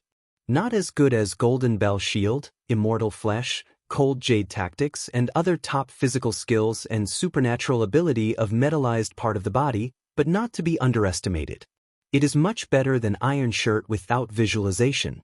The body is as hard as stone and can effectively reduce the damage of sharp weapons and resist the hit of sticks and so on. At this point, Lu Cheng nodded thoughtfully. In this case, the Bright Stone skill was equivalent to the divine skill of the Police Academy, the Golden Jade Body. After quickly browsing through the introduction, he clicked on Wei Xingtian's most recent performance video. He saw this dance stage expert violently hammering and smashing a piece of blue stone. Moreover, when he was facing a sneak attack with his eyes covered, he was able to react immediately and accurately counterattack as soon as his opponent made a move. The strength of the whole body is as one, just like the Big Dan of the human body, with absolute reaction. Lu Cheng murmured to himself, gaining a clearer understanding of this. When one reached the deep level of the Danqi state, Kung Fu would not only enter one's bones and internal organs, but also every tiny part of one's body. One would have perfect control over one's skin and pores, making one's body a whole. One's senses would be so sharp that it was inhuman. One would be able to do all kinds of seemingly inconceivable things such as, not even a feather is added, not even a fly is left behind. Wei Xingtian had just entered the Dan stage, so obviously he had not reached this level yet. However, he could still see something from it. At his level, because of the transformation of the body from the outside to the inside, his own strength had become quite terrifying. Moreover, he could really go all out with every punch and kick. Unlike Lu Cheng and Lin Ke, who could control the body and twist the power of the whole body with the use of the waist and back as the axis, but the power that was actually used and sent out definitely could not reach 99%. Being able to use 60% or 70% of the whole body was already considered outstanding in the body refining state.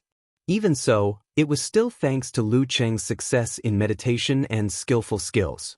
Lin Ke was close to the Dan stage, so it was very difficult for others to do the same. Wei Xingtian belongs to the strength type, unlike Jiang Lan, who I saw in the Warrior Sage Challenge tournament, who is more skillful and flexible. Just thinking about the power contained in one punch is frightening. Lu Qing watched the battle video instead and grimaced. The only good thing was that his body was far from the profound level of Gang Qi condensation and subtle changes.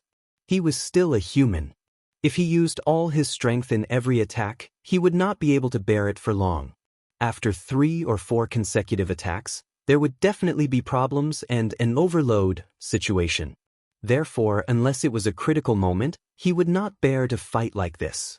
Normally, he would mix in ordinary attacks with occasional outbursts. And his ordinary attacks were almost as powerful as Jiang Guoxing's 7th or 8th outburst, which was the kind that Lu Qing could only block with all his strength. Master lied to me. Just relying on me and Lin Ke to take turns to fight him, the hope of taking him down is not big. This is not a small goal. Shaking his head in grief and indignation, Lu Qing looked at the information of the 2 professional 9th pin fighters, Dong Yi and Qiu Yang. The former had the family heirloom, Rolling Thunder Palm, while the latter had the nickname Mad Dog. His own master had specially commented that his fighting style was somewhat similar to the unique skills of the Death Sect. After roughly browsing through, Lu Qing sent a scared to tears emoji to Yenjika. Have you seen the information? Dan's stage is so scary. The newbie is trembling in fear. Yenjika replied with a laughing emoji. Come, cry for me. Is there a reward for crying? Lu Qing asked shamelessly. Yes, there is. The reward is a slap, Yenjika joked and put on an emoji with her hands crossed under her chin. Let me tell you a piece of good news and a piece of bad news. What's the good news? Lu Qing asked curiously. Yenjika snickered and said, it is said that Qiu Yang of Fearless Squad was injured in the last preliminaries. He was injured? Why is it not in the information provided by Coach Shi? Lu Qing asked in surprise. Yenjika used an emoji of spreading out her hands and shaking her head. Maybe Coach Shi doesn't like them and is too lazy to take the initiative to collect information. I just found their last match and found this out. Quickly say that Coach Yen is awesome. Coach Yen is awesome. Lu Qing immediately replied and then asked thoughtfully, what's the bad news? Only 1 professional 9th pin left? His injury may not be serious. It's hard to say if he won't fight against us. Yenjika replied with a laughing and crying emoji. Anyway, you don't need to care about this. If you can win 1 or 2 rounds of professional 9th pin battle, it won't be considered a failure. After all, the other side has a Dan stage master. Lu Qing replied with an I'm scared emoji, but Coach Shi set a small goal for me. What small goal? Yenjika asked with a bright and spirited emoji. He said that if your cousin and I face Wei Xingtian in our best condition, we will strive to take him down by attrition battle. Lu Qing replied with a crying and clenching fist emoji. That's really a small goal? Yenjika stared blankly and then said with a smirk, although the hope is not big, it's not completely impossible. Cheng, I have faith in you, I'll work hard. Lu Qing replied with a determined emoji. Anyway, no one will find it strange if I lose, but he will lose face if he loses. Who's afraid of who? In the next few days, he practiced very hard. But whether it was Ice Mirror or Thunder Roar Zen, they were not martial arts that could be mastered overnight. They were not things that could be mastered by exploding the seed. It could only be said that the former still needed time, while the latter was getting better and better. As for the time with Yenjika, because they were both busy with martial arts training and their own courses, they could not spend much time alone together. But they could often make eye contact, chat on the phone, have lunch and dinner together, hold hands, and occasionally take a stroll. He felt very satisfied and happy. Days passed, and in the blink of an eye, it was Friday afternoon. Lu Qing sat in the lecture hall, waiting for a politics-related public class to begin. This kind of public class did not involve professional content, And at the end of the term, it was usually open book, and the difficulty was not high. Most people could easily pass it, and it would not affect their job search in the future, so truants were everywhere. Lu Qing had planned to come with Kai Zhongming, but after a week of hard work, he wanted to relax, so he shouted that a college life without truancy is not a complete college life, and chose to stay in the dormitory.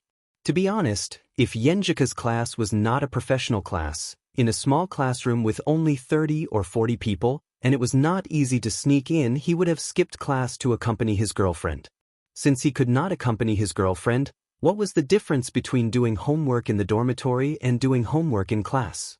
The latter was easier to concentrate.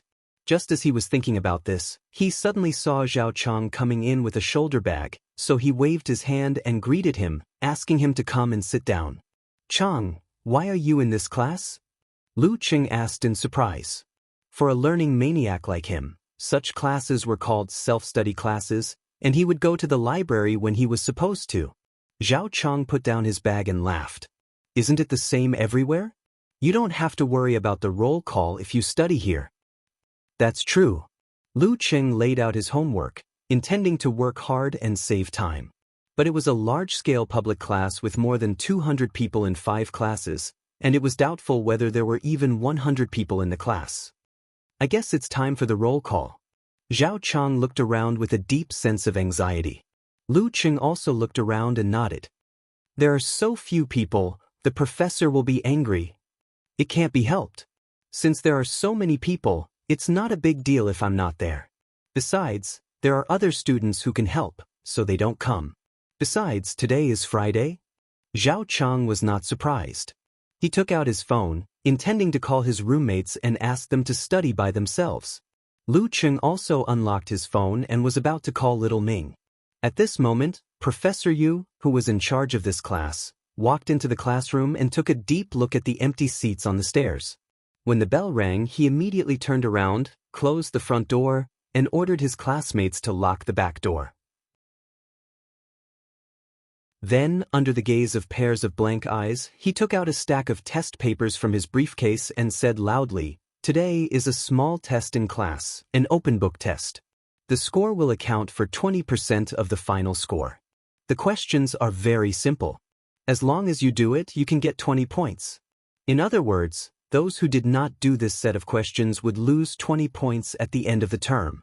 "Damn, you can do this." Lu Qing and Zhao Chang looked at each other, feeling a little lucky. They then observed a minute of silence for Talker and the others. After sending the message and fulfilling their responsibilities, they received the test papers. As expected, the questions were very simple. "Professor Yu has been planning this for a long time," Lu Qing exclaimed. Zhao Chang nodded. "And he didn't show any signs of it before. No wonder we heard that he was one of the famous detectives. We didn't believe it." As he spoke, he said with nostalgia, "Professor Zhang, who taught calculus in the previous semester, was better. He never took attendance, and he was very upright." "What do you mean?" Lu Qing asked curiously. "Didn't Tang Wen fail calculus?" Thinking that the makeup exam was coming up, he went to the old campus last weekend and called Professor Zhang to give him some gifts so that he would miss the questions. Zhao Chang gossiped. "Professor Zhang didn't accept it?" Lu Qing suddenly realized. Zhao Chang laughed. Not only did he not accept it, he even made Tang Wen wait for him in the old teaching building and lectured him on the main points of calculus for the whole afternoon. He was so dizzy that he just wanted to cry. "Professor Zhang is pretty good." Lu Qing sighed. "It's not easy to find such a teacher." As they spoke, he shared the test as roll call incident with Yenjika. Yenjika replied quickly, "Our professor is even more perverted. There are 2 sections in one class and he takes attendance 5 times. But he's not as ruthless as your professor who takes 20 points in one go." After chatting for a while, he put down his phone and started to do the questions. Because he didn't listen to the lecture, his speed of finding the answers was very slow. Beside him, Zhao Chang was writing at lightning speed. Lu Qing was surprised and couldn't help but ask, "Chang, have you seriously read the book? The book for this class?" Zhao Chang nodded seriously. "I'm a real fan. On Saturday afternoon, the group from Songqing University Martial Arts Club arrived at Yimo's train station. While they were on the way, Geezer told them to take an afternoon nap to recover their energy so that they wouldn't be absent-minded in the afternoon. Lu Qing helped Yenjika carry her luggage and walked out of the train station side by side. They saw the slightly gray sky and smelled the faint smell of coal smoke in the air. Yimo was an old industrial city, famous for its combination of coal and steel. The pollution index was on the high side. There were rich mineral resources here and the people were tough.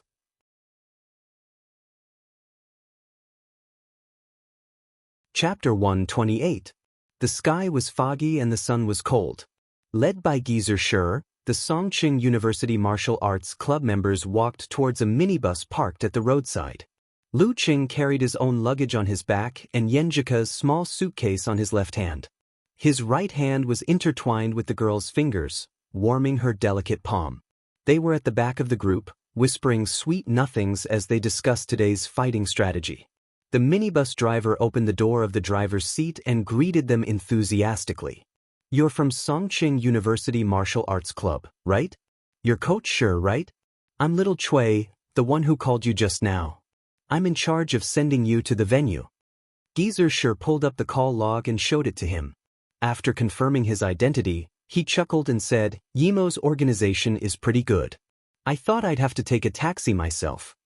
This was also the question and surprise of Lu Qing and the others. They didn't expect that there would be a person specially assigned to pick them up at the station. The driver said with a smile, "Coach Sure, you're too kind. This is a grand occasion for Yimo's martial arts world. It's not easy to see the hope of winning a division in the preliminaries. Everyone is very enthusiastic and the government has specially sent people to coordinate and organize this." That's true. Yimo's martial arts atmosphere is very strong. If we're talking about overall strength, there's hope for the top 8 in the final stage of the preliminaries. It's just that, TSK, there are a lot of martial arts schools and many families. No one is willing to submit to another, so they can only compete on their own. Geezer had some understanding of Yimo. The driver nodded vigorously and said, "Coach Sure, you're right. If it weren't for Invincible Wei coming forward to organize and challenge each and every one of those seniors, Yimo would still be in a state of disunity. Sigh, even so, Fearless Squad has gathered at most 50 to 60% of the talents. If the entire martial arts world were to work together, there would be at least 2 Dan stage fighters and 5 to 6 professional 9th pin fighters." "Invincible Wei?" Sun Jian, who was beside Geezer, asked curiously. The driver chuckled and said, "In our local area, Wei Xingtian's reputation has always been resounding. This time, he won all the challenges and could be considered invincible in Yimo. Hence, everyone gave him the nickname Invincible Wei. My apologies. All right, everyone quickly get in the car. It's quite cold outside." Invincible Wei. Hearing this nickname, Lu Qing felt a surge of emotion and yearning for it. Yiyang had 3 districts and 7 counties under its jurisdiction, with a total population of more than 5 million people. Furthermore, the people there were tough and valiant. There were many martial arts schools and many inheritances. To be able to defeat all the local martial artists without defeat, and to be called invincible among the 5 million people, just thinking about it made one feel a sense of pride and heroism. And I have a small goal. I want to team up with Lin Ke and defeat this Invincible Wei. It feels similar to Xiushan. There should be a secret government organization. Yenjika whispered in Lu Cheng's ear and walked along the aisle to the back row. Lu Cheng felt the girl's breath brushing past his ear, tickling his heart. So he moved closer and whispered, "Coach Yen is right. However, the martial arts ethos of Xiushan is not as good as that of Yimo, and the strength of our martial artists is also far inferior. Our attitude towards the government is more respectful and obedient." As she breathed in and out, he saw Yenjika's small and lovely ears slowly turn red, revealing a little bit of crystal and translucent, which was very beautiful. "Don't come so close." Yenjika lightly hit him and moved to the window seat. Lu Cheng secretly snickered and unceremoniously occupied the seat next to the girl, ignoring Guiqing's sad eyes. For this expedition, to Yimo, only the main force and substitutes who participated in the preliminaries came. Among the other special training members, only Li Xiaowen, who was in charge of logistics, followed. As for Kai Zhongming and the others, because the school did not reimburse their transportation expenses and because there was no hope of winning this battle, they were too lazy to travel back and forth and stayed in the school. After sitting down, Yenjika suddenly laughed in a low voice and looked up at Gizershur in front of her. She lowered her head and said in a voice as soft as a mosquito, "Speaking of which, I still don't know what Coach Shur's full name is. I've been calling him Coach Shur." Lu Cheng listened and took a deep breath. It's true. As a pro-disciple, it has been half a year and I still don't know my master's full name. Isn't that too careless? He seriously repented and decided to help his master get the ticket on the way back and peek at his ID card. This kind of thing was not good to ask directly. If his master replied with, "You still don't know," then he would have to find a hole to hide in. At this moment, the minibus started moving. The driver laughed and said, "Actually, there's another reason why I came to pick you up today. If you go by yourself, you probably won't be able to enter the stadium. You might even encounter danger." Won't be able to enter the stadium? Might encounter danger? Lu Cheng and the others looked at each other in confusion. Only Gizershur did not find it strange. He took out a small wine bottle and drank happily. "Why can't we enter?" Guiqing asked loudly. The driver laughed and said, "You'll know in a while." This wait lasted for 20 minutes. When the minibus arrived at the entrance of Yimo City's martial arts arena, Lu Cheng saw a crowd of people. Some of them were holding small trumpets and were happily blowing into them. The humming sound echoed in the surroundings. Some of them were knocking on the nearby iron railings and other objects, making rhythmic thumping sounds. They all looked like they had too much energy. At a glance, there were at least a few thousand people. When there were more than 10,000 people, there was no end in sight. In the open space outside the martial arts stadium, the thousands of people gave the Songqing University Martial Arts Club students a similar feeling. They all subconsciously held their breaths. When the crowd waiting to enter saw the minibus driving to the side door, they understood that the Songqing University Martial Arts Club had arrived. With a whoosh, countless spectators rushed over and surrounded the minibus, leaving only a narrow passage, making the minibus move as slowly as a crawling snail. One face after another moved closer to the window, opened their mouths, and shouted loudly, "My lord, go back! Go back! Go back, Songqing's leeches! Go back, hairless brats!" The sound penetrated the window, deafening. Mouths opened and closed, revealing red tongues and white teeth. Sun Jian, Li Mao, and the others who had not seen much of the world were intimidated. Under this sudden change, they felt like they were in the end of the world, relying on the fragile minibus to resist the countless zombies. They felt like their small boat would be overturned by the wind and waves at any time, causing them to be swallowed miserably. "Idiot, do you believe that I won't beat you up? Go back with your ass between your legs." More and more people gathered. Curses and shouts rose and fell one after another. Some of them were in high spirits, while others were venting the various emotions that they had been suppressing. Their faces had become distorted, and it was enough to scare a child to tears. The silence in the minibus, including Lu Cheng, was a little scared. This was a scene they had never experienced before. They felt that the crowd outside would turn into zombies at any time. Suddenly, someone rushed to the side of the slowly moving minibus and reached out his hands to fiercely slap the glass next to Yenjika's face. Clap, clap, clap. The sound of glass rattling scared Yenjika so much that she shrank back and woke up.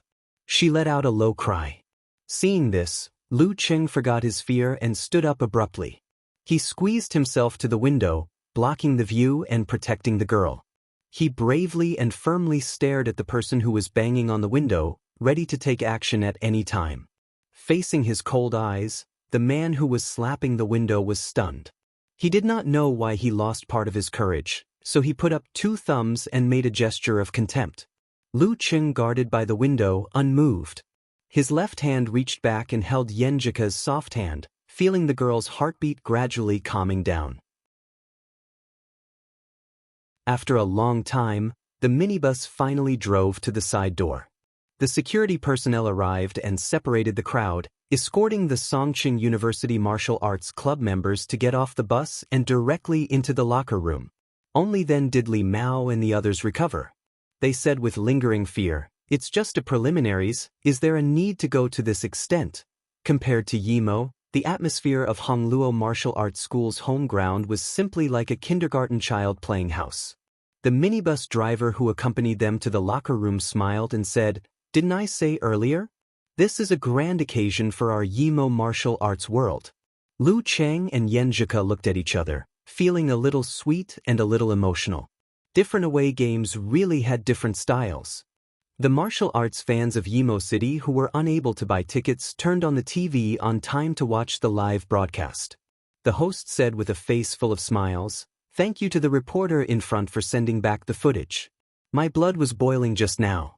The martial arts atmosphere of our Yimo City is really good. Everyone is also full of enthusiasm for this preliminaries. All right, we've invited a heavyweight guest commentator. He will complete the live broadcast with us on TV and online. He's the famous martial arts commentator, He Xiaowei." He Xiaowei was chubby like the Maitreya Buddha. He had a thick beard on his chin, but he didn't look fierce. Instead, he revealed a bit of cuteness. "Hello everyone watching the live broadcast. I'm your old friend He Xiaowei." He first bowed, then walked to the host and sat down. "Xiaowei, what do you think of today's competition?" The host asked with a smile.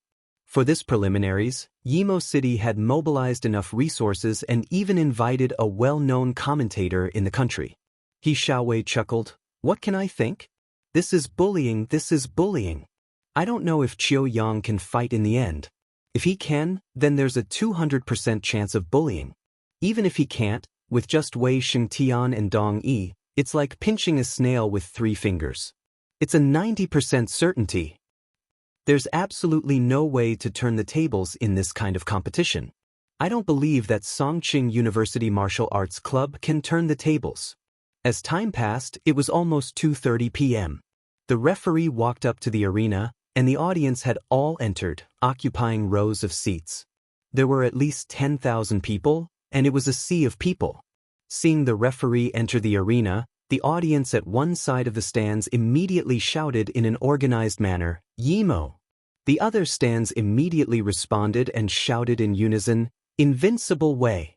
Yimo Invincible Wei!" In the away team's locker room, Lu Cheng and the others were startled by the enthusiastic shouts and woke up from their meditation. In the home team's locker room, Dong Yi was wrapping a white bandage around his wrist while lamenting to Wei Xingtian, "I'm so envious. Old Dong, as long as you work hard to advance to the Dan stage, you'll also have such a day." Wei Xingtian half closed his eyes, enjoying the tsunami of cheers for him. Dong Yi shook his head and smiled bitterly, "With you in front, how can it be my turn?" At this point he paused for a moment and sighed. "However, sooner or later, you'll jump out of this small circle of Yimo." Wei Xingtian didn't answer. He took a deep breath and said, "Today, I'll be the vanguard and not give them any illusions." Did you hear that? Are you envious? Are you afraid? Geyser looked around and said calmly. Sun Jian couldn't help but sigh, "Such an atmosphere can kill. It's a pity that your strength is not enough. Otherwise, you can defeat their fighters in such an atmosphere. Beat them to silence, beat them to silence, beat them to silence, beat them to silence, beat them to a pulp, beat them to silence, and beat them to a pulp. That would be cool." Geyser laughed and said, "Hurry up and improve. I'm waiting for this day." These words made Lu Cheng and the others' blood boil. Just imagining such a scene made them tremble and full of desire. At this time, Geyser looked at Lin Kei and smiled, "We're a weak team. From the beginning, we have to do our best to win 1 or 2 rounds to look good. You're the main player, so you go first. You may encounter Wei Xingtian directly. When he's in his best condition, are you afraid?" Lin Kei suddenly raised his head and looked straight into Gizershir's eyes. His hands unconsciously clenched. No.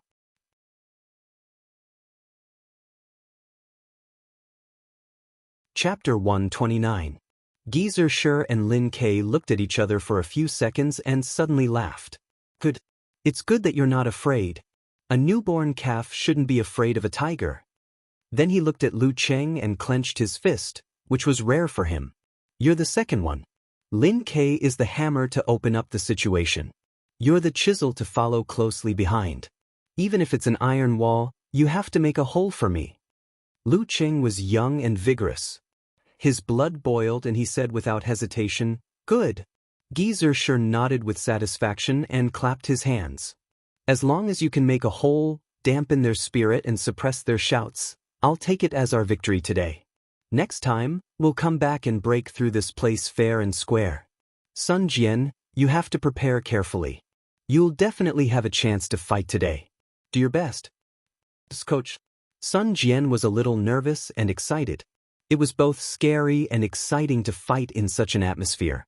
After encouraging the morale and arranging the order, Gizershir glanced at his watch and said, There are still 10 minutes left. Don't rush out. Do a warm-up in the locker room. Stretch your muscles and get familiar with the feeling. As for the fighting style, I've already explained it in the morning training, so I won't repeat it.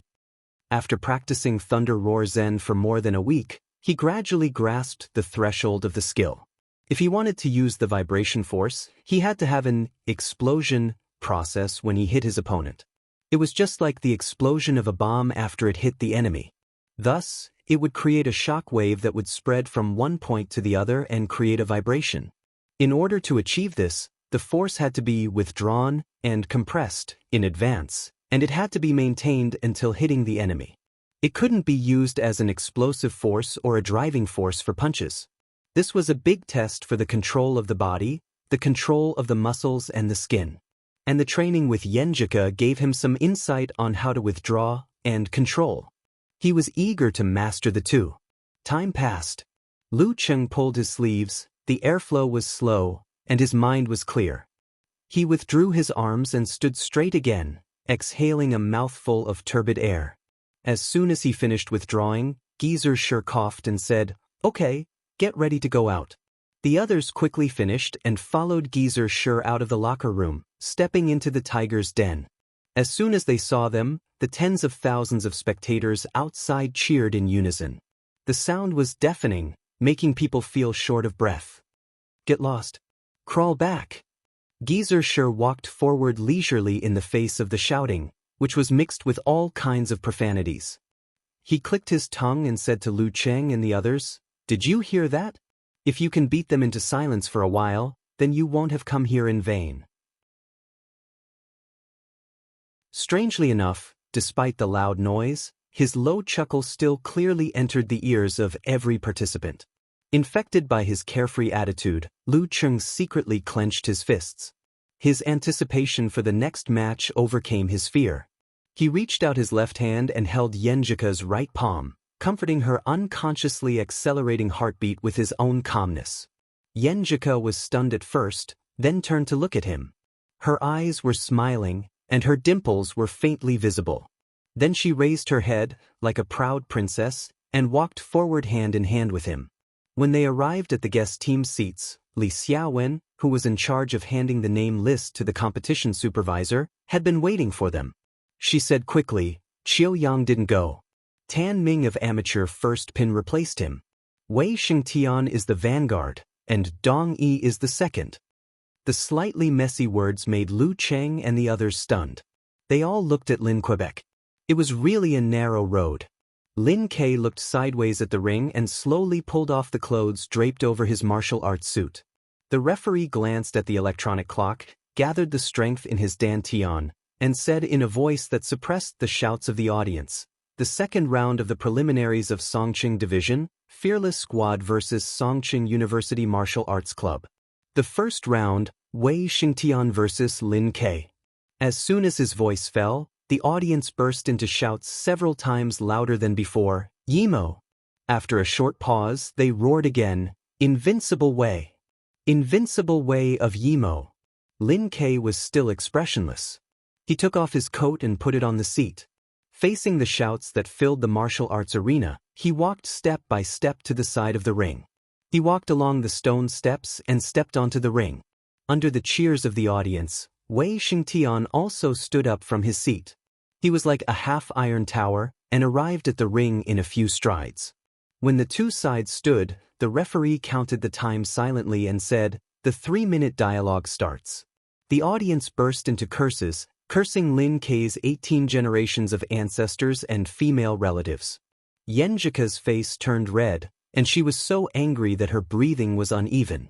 Lu Cheng held her soft hand and felt the physical changes caused by her intense emotions. He gently shook her hand and said, "Don't be angry. Just take it as a group of mad dogs barking." How could he not hate them? He secretly made up his mind to silence the audience, even if it was only for a few seconds. Yenjika pursed her lips and nodded. "I know they want to disturb my cousin's state of mind. It's an arena competition, and they will do anything. But I'm still angry. I've never been scolded like this in my life." As she spoke, she pouted her mouth. "I'll try to complete the small goal," Lu Cheng said seriously.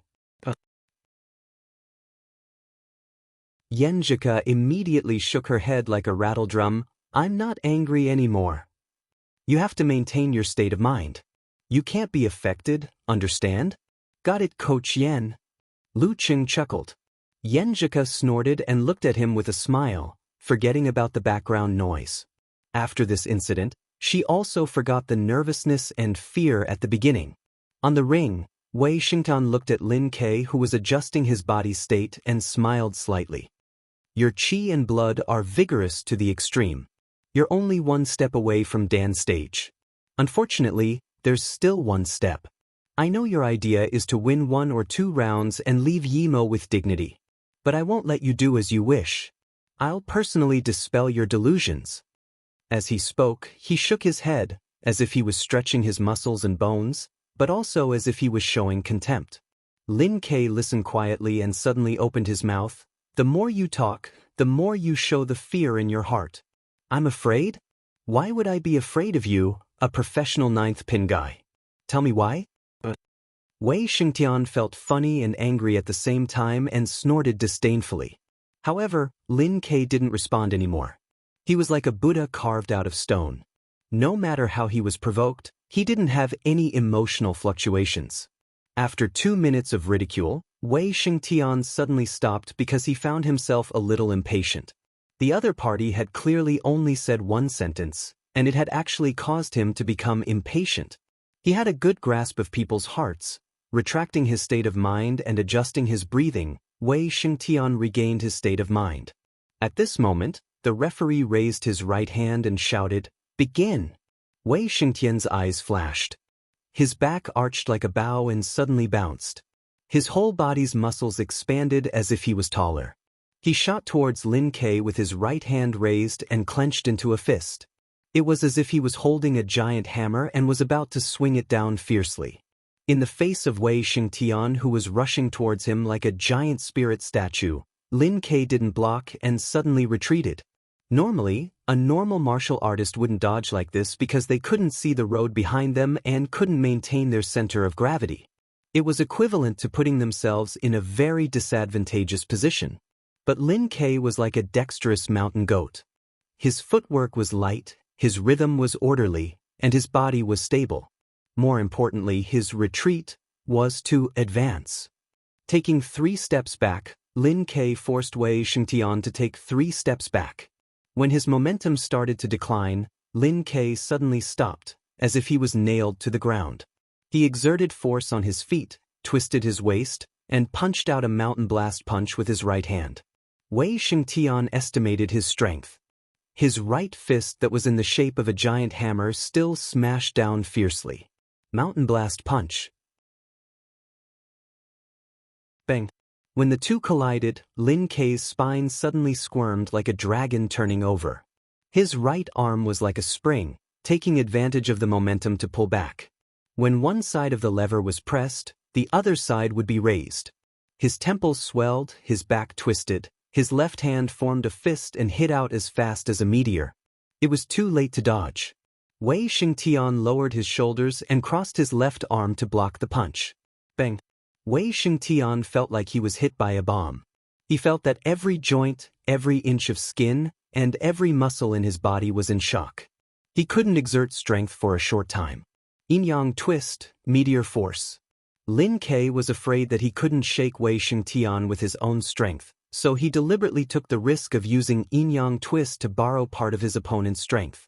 Wei Xingtian had seen Lin Ke's previous competition video, but because he killed an amateur first pin in seconds last time, he couldn't see anything and fell for it.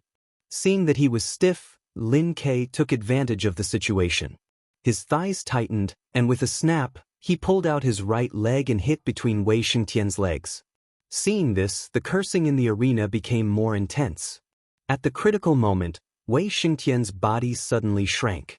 His spirit, qi, blood, momentum, and strength seemed to condense into a big Dan, round and flawless, and stopped the shock.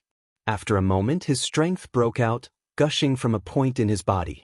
Driving his right leg, he kicked out and blocked Lin Ke's whip kick. Bang!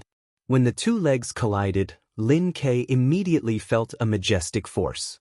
He could no longer maintain his center of gravity, and following the force, he stumbled to the side and back. Under such an explosion, Wei Xingtian didn't break the ground and burst open his martial arts shoes. It was enough to show that his control of his body had reached a terrifying level. After a successful move, he showed no mercy.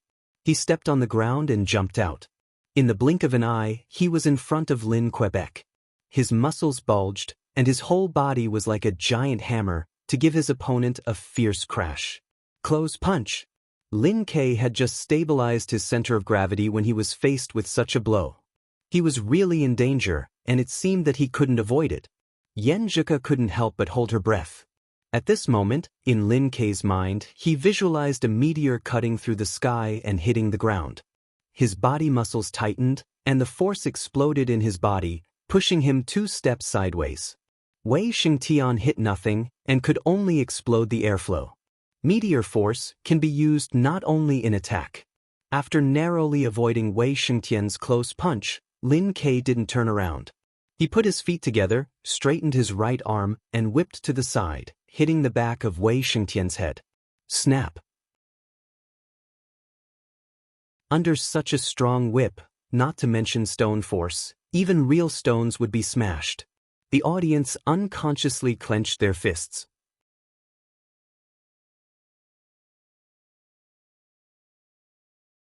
Chapter 130. Lin Ke moved sideways and Wei Xingtian missed. Both of them were on the same horizontal line, but one was facing south while the other was facing north. They could only see each other from the corner of their eyes. Lin Ke's right arm single whip was natural and casual, as if it was at his fingertips. It had the charm of softness and toughness. It hit the back of Wei Xingtian's head without any mistake. The audience watching Yimo subconsciously clenched their fists and showed concern. Although they were full of confidence in Wei Wuди and continued to shout, in the face of such an attack, the human body instinctively had the corresponding feeling. Although they didn't say it, their hearts were very honest. Wei Xingtian, who was stuck in the air, seemed to have eyes at the back of his head. He had an absolute reaction and took a deep breath. His skin that was a little dark blue suddenly swelled and then contracted. Then he wriggled his spine and instantly overcame the inertia. He strode forward and flashed out of the attack range. He had just avoided the whip and immediately stepped with his right foot, which seemed to shake the ring. He turned around, twisted his waist and kicked out. Unlike the normal whip kick, Wei Xingtian used his left leg as a giant hammer. He was holding it, swinging his arm and sweeping away thousands of troops. It was fierce and overbearing, almost like a knife on horseback. The air burst with a series of explosions, which made Lin Ke's hair stand on end. However, he didn't choose to dodge. Instead, he lowered his waist and put on a posture. His left hand clenched into a fist and blocked the sweeping hammer. Bang! His leg hit the left arm. Lin Ke's body bounced and shook. He was about to be hit, but his left hand that was clenched into a fist suddenly loosened. His whole arm became soft and he swung it back to dissolve part of the force. He pushed his body sideways and his right hand grabbed from the bottom to the top. He wanted to break the tendons and bones of Wei Shengtian's left leg. Seeing this situation, Wei Shengtian didn't retract his left leg but met Lin Kei's right palm head-on. At the same time, his waist and back suddenly tightened, and his body leaped up like a wild horse in the air. His right foot kicked forward with explosive power. Rabbit steps on eagle. Lin Kei didn't dare to grab Wei Shengtian's left leg again. He pulled back his right arm to block the kick. As soon as the two came into contact, his arm retracted to neutralize the force. However, his retraction was not straight back, as that would hit his own chest, which was equivalent to giving up resistance. Instead, he drew a small arc, flipped up, and shook, throwing Wei Shengtian out. Good! Wei Shengtian shouted as soon as his feet touched the ground. His kick just now seemed ordinary, but it was actually a killer move. If Lin Kei had directly blocked it, he would have immediately borrowed the force and followed up with another kick with his left foot. It was fast and ruthless, and he did it 7 times in a row. Lin Kei was unable to block it. Before he entered the Danchi state, he once challenged a martial arts club. Due to the poor standard of the referee, a professional 9th pin fighter's sternum was all broken by this move. Although he was saved in time, he was still bedridden for a long time, and only 40 to 50% of his kung fu remained. Lin Kei, on the other hand, countered the attack. His ingenious use of energy made his follow-up attack disappear without a trace. As proud as Wei Shengtian was, he couldn't help but praise him. Seeing this scene, Gizur nodded gently and smiled to Lu Cheng beside him. In terms of borrowing force, you have achieved great success in meditation and good control of your body muscles. You are only inferior to him in the uniqueness of yin-yang twist. But in terms of neutralizing force, you are still too rough. You have been practicing martial arts for too short a time. You don't know much, and you don't know many little tricks. It's hard for you to be like him. This is also the reason why I let him take the lead. If you meet Wei Shengtian in his best condition, you don't know how to neutralize, but only how to borrow. It'll be good if you can block 3 moves. It'll be a waste of your abnormal physical strength. Lu Cheng nodded slightly, as if he was thinking. He looked at the ring more and more attentively. On the other side, Yan Zhika heard her cousin being praised by Coach Shi. She was overjoyed and proud. Taking advantage of the good shout, Wei Shengtian took a step forward. His right hand turned into a battering awl and suddenly hit out. Lin Kei's 2 legs were pressed inward. His hands were like a door, pushing and pushing, squeezing and lifting. He forcibly blocked the hammer. Wei Shengtian didn't give him any chance to adjust and recover. His left arm shook, like a spear, and went straight for Lin Kei's throat. Lin Kei tilted his head. His hands that blocked Wei Shengtian's right fist suddenly pushed forward. Taking advantage of the rebound force, he jumped back. Like a mountain goat, he took a few steps back and rearranged his stance. Wei Shengtian exerted strength in his waist and abdomen and took a big step forward to catch up again. Bang bang bang. Bang bang bang. The two kept fighting and separating. Every time Lin Kei couldn't hold on after blocking 1 or 2 hammers, he used the force to dodge. Within 2 or 3 minutes, he took Wei Shengtian to almost every corner of the ring. Gizur looked and laughed. You have some ideas. What ideas? Not only Lu Cheng and Yan Zhika looked at him curiously, but Sun Jian and Li Mao also looked at him in confusion. Gizur chuckled and said, Lin Kei is at a disadvantage, but he doesn't panic. Instead, he is taking this opportunity to temper himself. If you want to advance to the Dan stage from the peak of the body refining stage, first, you have to train your own cultivation to the bone, to the inside of the body, and to the smallest detail. This is something that others can't help you with. Second, you have to master the charm of withdraw and integrate the strength of your whole body into one. Lin Kei knows how to withdraw, but there is still some distance to truly withdraw. He is using Wei Shengtian's hammers to condense the pure strength of his own body. Under the pressure of external forces, he is forced to withdraw. This is like forging iron.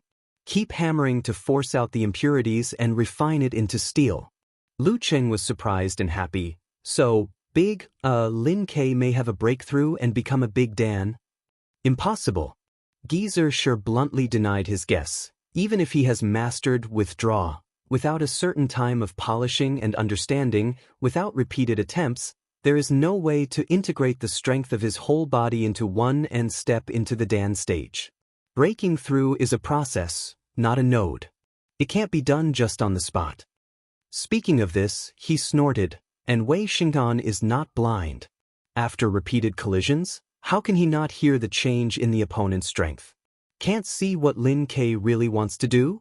If I were him, I would immediately break out and try to interrupt Lin Ke to try to end the battle. Master, which side are you on? Lu Cheng silently complained. Just as he finished complaining, the situation on the arena developed in the direction Geezer sure said. When Wei Xingtian approached Lin Ke again, his essence, qi, spirit, will and the strength of his whole body suddenly contracted, as if condensed to a point, making his body look empty and lose the feeling of a living person. Immediately after, the point suddenly burst out and the strength gushed out, making Wei Xingtian's spine like a bow, instantly recovered from the pull to the limit. Together with the hammer jin, in his mind, it drove the strength of his feet downward. Suddenly, Wei Xingtian seemed to be shorter by 1 or 2 centimeters. His muscles swelled, his dark blue skin bulged, and his right hand turned into a giant hammer. With the mighty strength of that point and almost all the strength of his body, he hit Lin Ke at a very fast speed, blocking most of the angles, making it difficult for him to activate the compressed meteor force in time to dodge. Giant spirit hammer. Lin Ke's eyes narrowed dangerously. The avalanche in his mind rolled and poured into his feet, crashing to the ground. The violent force rebounded, passing through his feet, legs and waist, bouncing through his spine and pouring into his left arm. With a bang, he met the hammer with a soaring cannon punch. Bang! When the two collided, Lin Ke's body trembled as if he had turned into a wooden man. He mechanically retracted his left fist, both transforming and borrowing, guiding the terrifying strength into his own body, mixing it with the essence, qi, spirit and will that had been constantly refined and compressed, condensing into a ball. With a pull of the wooden man, the right half of Lin Ke's body was pushed forward. All the strength suddenly burst out, driving his right fist to burst out. Yin-yang twist, meteor burst. Wei Xingtian was not surprised or afraid, as if he had expected it. The strength of his right hand strangely retracted, as if his whole body was one. His left arm was already swinging and hitting hard. Mad Demon Hammer. Bang! A dull and violent sound broke out. Lin Ke and Wei Xingtian maintained the posture of crossing their fists, temporarily pausing. With 2 cracking sounds, Lin Ke's martial arts shoes were torn apart, leaving only the soles of his feet. Wei Xingtian gasped for breath and laughed. If you can make one more hit, I will most likely lose. Lin Ke lowered his head, sweat constantly dripping from his black hair. His eyes looked straight at his feet, neither replying nor moving his body. After Wei Xingtian took the punch head-on, it was as if he had suffered a terrifying explosion. His qi and blood were tumbling, his internal organs were shaking, and his bones and joints were trembling. He was so uncomfortable that he felt dizzy. Not to mention fighting again, he even had the impulse to spit out blood. But he knew that Lin Ke's state was worse. How could his full-strength, giant spirit hammer be so easy to transform and borrow strength? And in the final collision, the outbreak of Mad Demon Hammer was equally terrifying. The fact that Lin Ke could still stand straight and not fall surprised him. The referee observed for more than 10 seconds and raised his right hand. The first round, Wei Xingtian wins. As soon as the result was announced, the surrounding stands suddenly boiled up, shouting crazily, "Fearless!" The other side responded enthusiastically, "We will win. Fearless Squad will win." The referee waved to the competition supervisor, pointed at Lin Ke and said, "He is a little injured, help him down." Immediately after, he looked at Songqing University Martial Arts Club and shouted, "The second contestant, Lu Cheng." In the TV broadcast room, guest commentator He Xiaowei slapped the table and laughed. Like I said, how can a Danchi State fighter lose against a professional ninth pin? You tell me how to lose? A few gamblers were watching the live TV broadcast and were considering whether to bet on the final result. Big brother, this commentator is a famous poison healer with a crow's mouth. Should we bet on him instead? A young man was worried. His big brother patted his head and said, "Are you stupid? We have to analyze the strength of both sides and the odds when we bet. How can we rely on luck to make a living? Even if he has a crow's mouth, he can't do everything in reverse, right? We have to believe in our own eyes." Yes, Big brother is right. The other gamblers were convinced. In Lu Cheng's private forum, there was a post called Qualifier Second Round Live Broadcast. At this time, there were a few new replies. Eternal Nightfall, Yan Shaoling said, "Lu Cheng is going to fight. He is going to fight. But I am so worried, that Danchi State fighter is so fierce." Brahmin also said pitifully, "Lu Cheng, please don't get hurt. Losing to a Dan State fighter is not shameful." Unparalleled Dragon King also replied, "Reality is reality, you won't always meet a stronger opponent or a weaker one." Seeing Lin Ke being helped down, Lu Cheng held Yenjika's hand, took off his coat and stood up. Yenjika wanted to tell him to be careful, but she was afraid that her nervousness and worry would affect his performance. In the end, she turned all her words into a gesture of encouragement and a joking sentence, "Cheng, I have faith in you." The familiar tone made Lu Cheng smile. Courage poured out bit by bit, slowly flowing, urging him to step forward and walk along the road to the arena. On the ring, Wei Shengtian took 2 steps forward, but the tattered martial arts shoes on his feet were left in place. Because they were embedded in the bluestone ground, the surroundings were full of spiderweb-like cracks. This was the reason why he suddenly became 1 or 2 centimeters shorter just now. Wei Shengtian's body was still shaking, and his face was ugly. He raised his chin and looked down at Lu Cheng, who was walking to the arena. Lu Cheng was not afraid, and calmly looked back at him. For eyes met as if there were sparks in the air. At this time, Wei Shengtian smiled at Lu Cheng and raised his right arm. In the stands, the audience immediately responded with a tsunami of cheers, and the enthusiasm was so surging that the roof was almost lifted off. Yimo. Invincible Wei. Invincible Wei.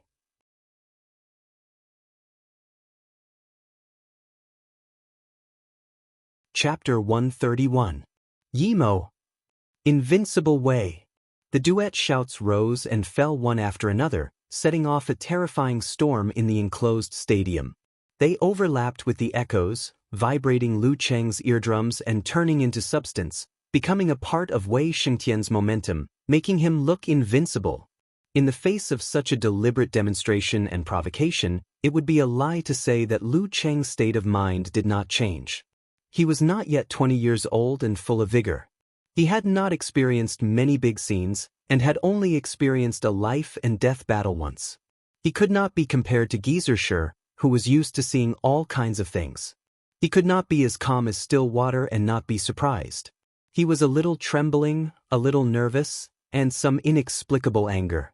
All kinds of emotions mixed together with the abuse that affected Yenjika just now, fermenting into a strong fighting spirit. Taking a breath, he concealed his spirit and chi and visualized the scene of condensing water into ice. With a calm and composed mind, he commanded the others, pushing his momentum up step by step. When he stepped on the ring, he had automatically filtered out the echoes in the stadium, showing no signs of weakness under Wei Shengtian's pressure. Songqing University, Building 7, Unit 2, Dormitory 302. Kai Zhongming put his laptop on the coffee table, gathered Zhao Chang, Qin Mo, and the others, and sat around the living room, watching the live broadcast of Yimo TV station through the internet. After seeing Lu Cheng's straight figure, neither servile nor overbearing, he couldn't help but sigh. Why do I feel that Cheng is more charming than me? Zhao Chang and the others did not answer his slightly narcissistic sigh and stared nervously at the screen. Even though they were hundreds of kilometers away, separated by network signals and radio waves, they could still feel the crazy atmosphere and the horror of the professional 8th pin dan stage. Subconsciously, they were worried for Lu Cheng. Don't get hurt, don't lose too badly. In the live broadcast room, as a professional commentator, He Xiaowei seized the short gap and quickly made the final introduction. As we have said before the competition, Lu Cheng from Songqing University Martial Arts Club has not been practicing martial arts for a long time, so his physical fitness is still lacking. Relying on his strength exertion techniques, mercurial balance, and silent listening skills, he has improved his overall strength to the level of a real professional ninth pin fighter. In short, he is invincible in one move. Now, in the face of a real dance stage expert, his strength-exerting skills and his mercurial balance are not as good as his opponents. All his advantages will be offset and all his weaknesses will be exposed. Therefore, even if Wei Shengtian consumed a lot of energy in the previous battle, even if he still has the effect of the last fierce collision, isn't it a sure thing to beat Lu Cheng? I don't believe that he can fail at such a simple task. Tell me how to do it. Alright, let's cut the crap. The second round is about to begin. Let's wait and see. In order to not give Wei Shengtian enough time to recover and to not waste the opportunity created by Lin Ke at the risk of injury, Lu Cheng's speed towards the arena was not slow. After a few strides, he was already facing his opponent across the referee. Without wasting time, without waiting, without stopping, the referee raised his right hand and swung it down. Begin. Of course, Wei Shengtian would not fight a protracted battle with Lu Cheng. While waiting for his opponent to enter the arena, he was adjusting. Enduring the discomfort of his internal organs, bones, and muscles, he turned his spine into a bowstring, pulled and then bounced. Following that, he exerted strength under his feet and crushed 2 black bricks. Using himself as a sharp arrow, he shot out. His speed was beyond Lu Cheng's expectation. He only felt that his opponent was in front of him in the blink of an eye. There was no time to adjust his center of gravity to dodge. Only by experiencing it in person could one truly understand the horror of the dance stage. This was not something that could be accurately grasped just by watching the battle videos and other people's matches. Lu Cheng now suffered a severe loss. As soon as he approached, Wei Shengtian clenched his hands into fists, half retracted his right shoulder and elbow, and hammered down at a short distance. This was completely different from the hammering technique he just displayed. If he was fighting with a long-handled giant hammer before, now he was holding 2 hammers in his hands. Learning from Li Yuanba, he hammered one after another, not caring about the distance, not caring about the moves, only fierceness and speed. As the saying goes, random fists can kill a master. Gigantic spirit hammering technique, double random hammering. Lu Cheng kept calm and took a short breath. In his mind, lightning struck down and hit the dead wood, bringing a prairie fire. The heat flowed down from his tailbone and poured into his legs. He pushed his left foot inward, twisted his waist and put up a fist. Pa! A mountain blast was launched. Bang! The hammer and cannon collided. A majestic force hit, making it difficult for Lu Cheng to stabilize his body. There was a clear gap between the strength of the 2 sides. Wei Shengtian had indeed experienced a fierce battle and was still affected. But Lu Cheng was also in a hurry to respond and only had time to use the lightning and fire stance. Fortunately, Lu Cheng was prepared. As soon as they came into contact, his right foot took a step back and removed part of the force. He guided the remaining force into the soles of his feet. He stepped on a black brick and let his center of gravity stabilize behind. This was a move of Tai Chi which was widely used. Lu Cheng first imitated it from Yi Yaoding, and just now he learned it from watching Lin Ke's elimination and attack. At this time, he used it and finally blocked this hammer. But how could Wei Shengtian's double hammer be so simple? As soon as the right hammer stopped, the left hammer rose up. It looked like he was going to beat his opponent with a series of random hammers. Facing this, Lu Cheng seemed to only have 2 choices. One was to use the rebound force of his right foot to jump back, just like Lin Ke just now. He retreated nimbly with his back and resumed his stance. But this battle was different from the previous one. The situation was different. The distance between the 2 sides was very close. It was enough for Wei Shengtian to use the short hammer to attack fiercely. If Lu Cheng jumped back, his speed might not be able to catch up with the momentum of Wei Shengtian's left hammer. There was a certain possibility that he would be hit, which was quite risky. And the second choice was to parry again, and then retreat again. Maintain the current situation and wait for Wei Shengtian to finish his momentum. But Lu Qing knew that there was a gap in strength between him and his opponent. He wasn't as delicate as Lin Quebec. If he just defended, he might not be able to hold on until his opponent took a breath. This was really dangerous on both sides. When fighting with a master, once you fall into a disadvantageous position, it would be extremely difficult to get rid of it again. Lu Cheng's heart was as calm as water, as if he was facing a life-and-death battle. When Wei Xingtian's left hammer was about to hit, he suddenly moved. He used the rebound force of his right foot to straighten his back and lean to the left. He didn't jump back, but instead moved forward. He lowered his shoulder and slammed into Wei Xingtian's chest. No dodging, no parrying, just once. In his mind, the snow mountain collapsed. His body merged with the white stream and rolled toward Wei Xingtian. And because of the forward movement of his body and the left side of his body, which was also the right side of his opponent, he narrowly avoided the left hammer that was smashing down. Only the strong wind hit his face and made him feel pain. And the distance between the two sides was close enough. Lu Qing just got up and was about to hit Wei Xingtian's chest. In a situation full of danger and disadvantage, he actually relied on his fearless courage, the tragedy of a life-and-death battle, and his calm and accurate judgment to face the difficulties and seize the only opportunity to turn defeat into victory. Because of the strength of Wei Xingtian's hammer, his collision was powerful and violent, as if it could even smash a real stone. The sudden reversal of victory and defeat made the entire audience unable to react in time. They were still cheering loudly as usual, shouting and cursing. At this critical moment, Wei Xingtian didn't panic. He suddenly sat down and the violent momentum and power of the two hammers suddenly retracted to a certain point in his body. The momentum was so fast that it seemed to pull his spirit, willpower, and blood flow to that point. His whole body suddenly lost the feeling of a living person.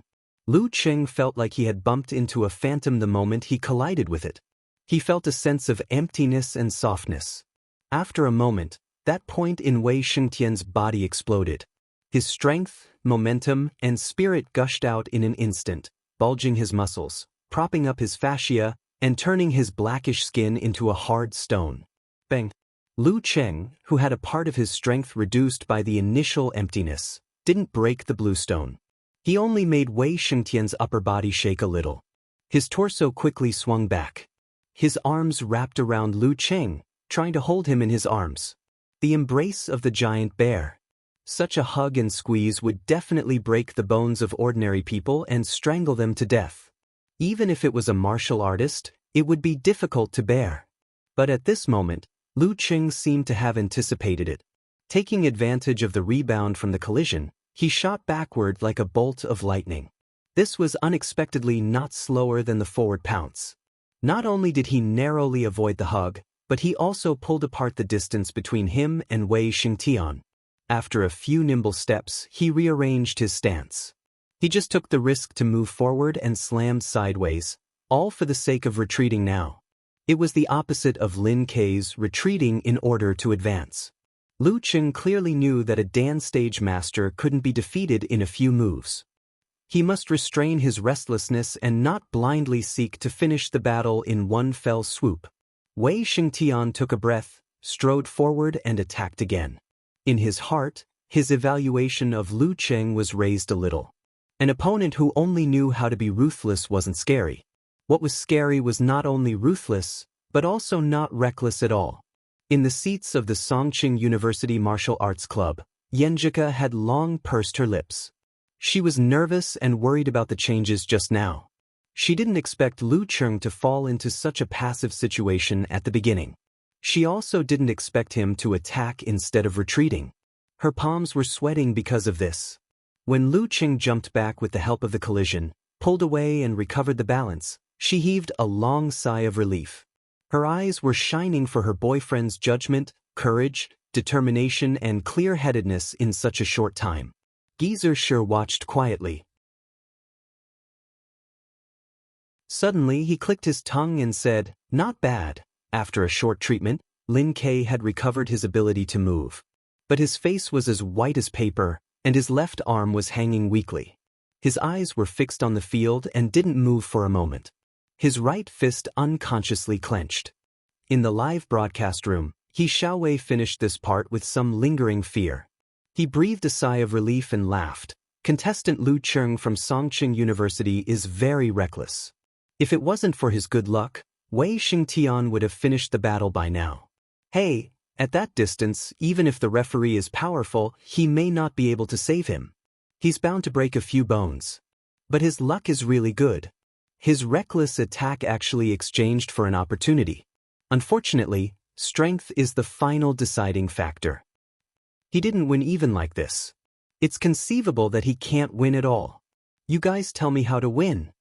When all the audience just recovered from the shock, Wei Xingtian once again closed the distance between him and Lu Cheng. He opened his right arm like a sledgehammer and smashed hard on the opponent's posture.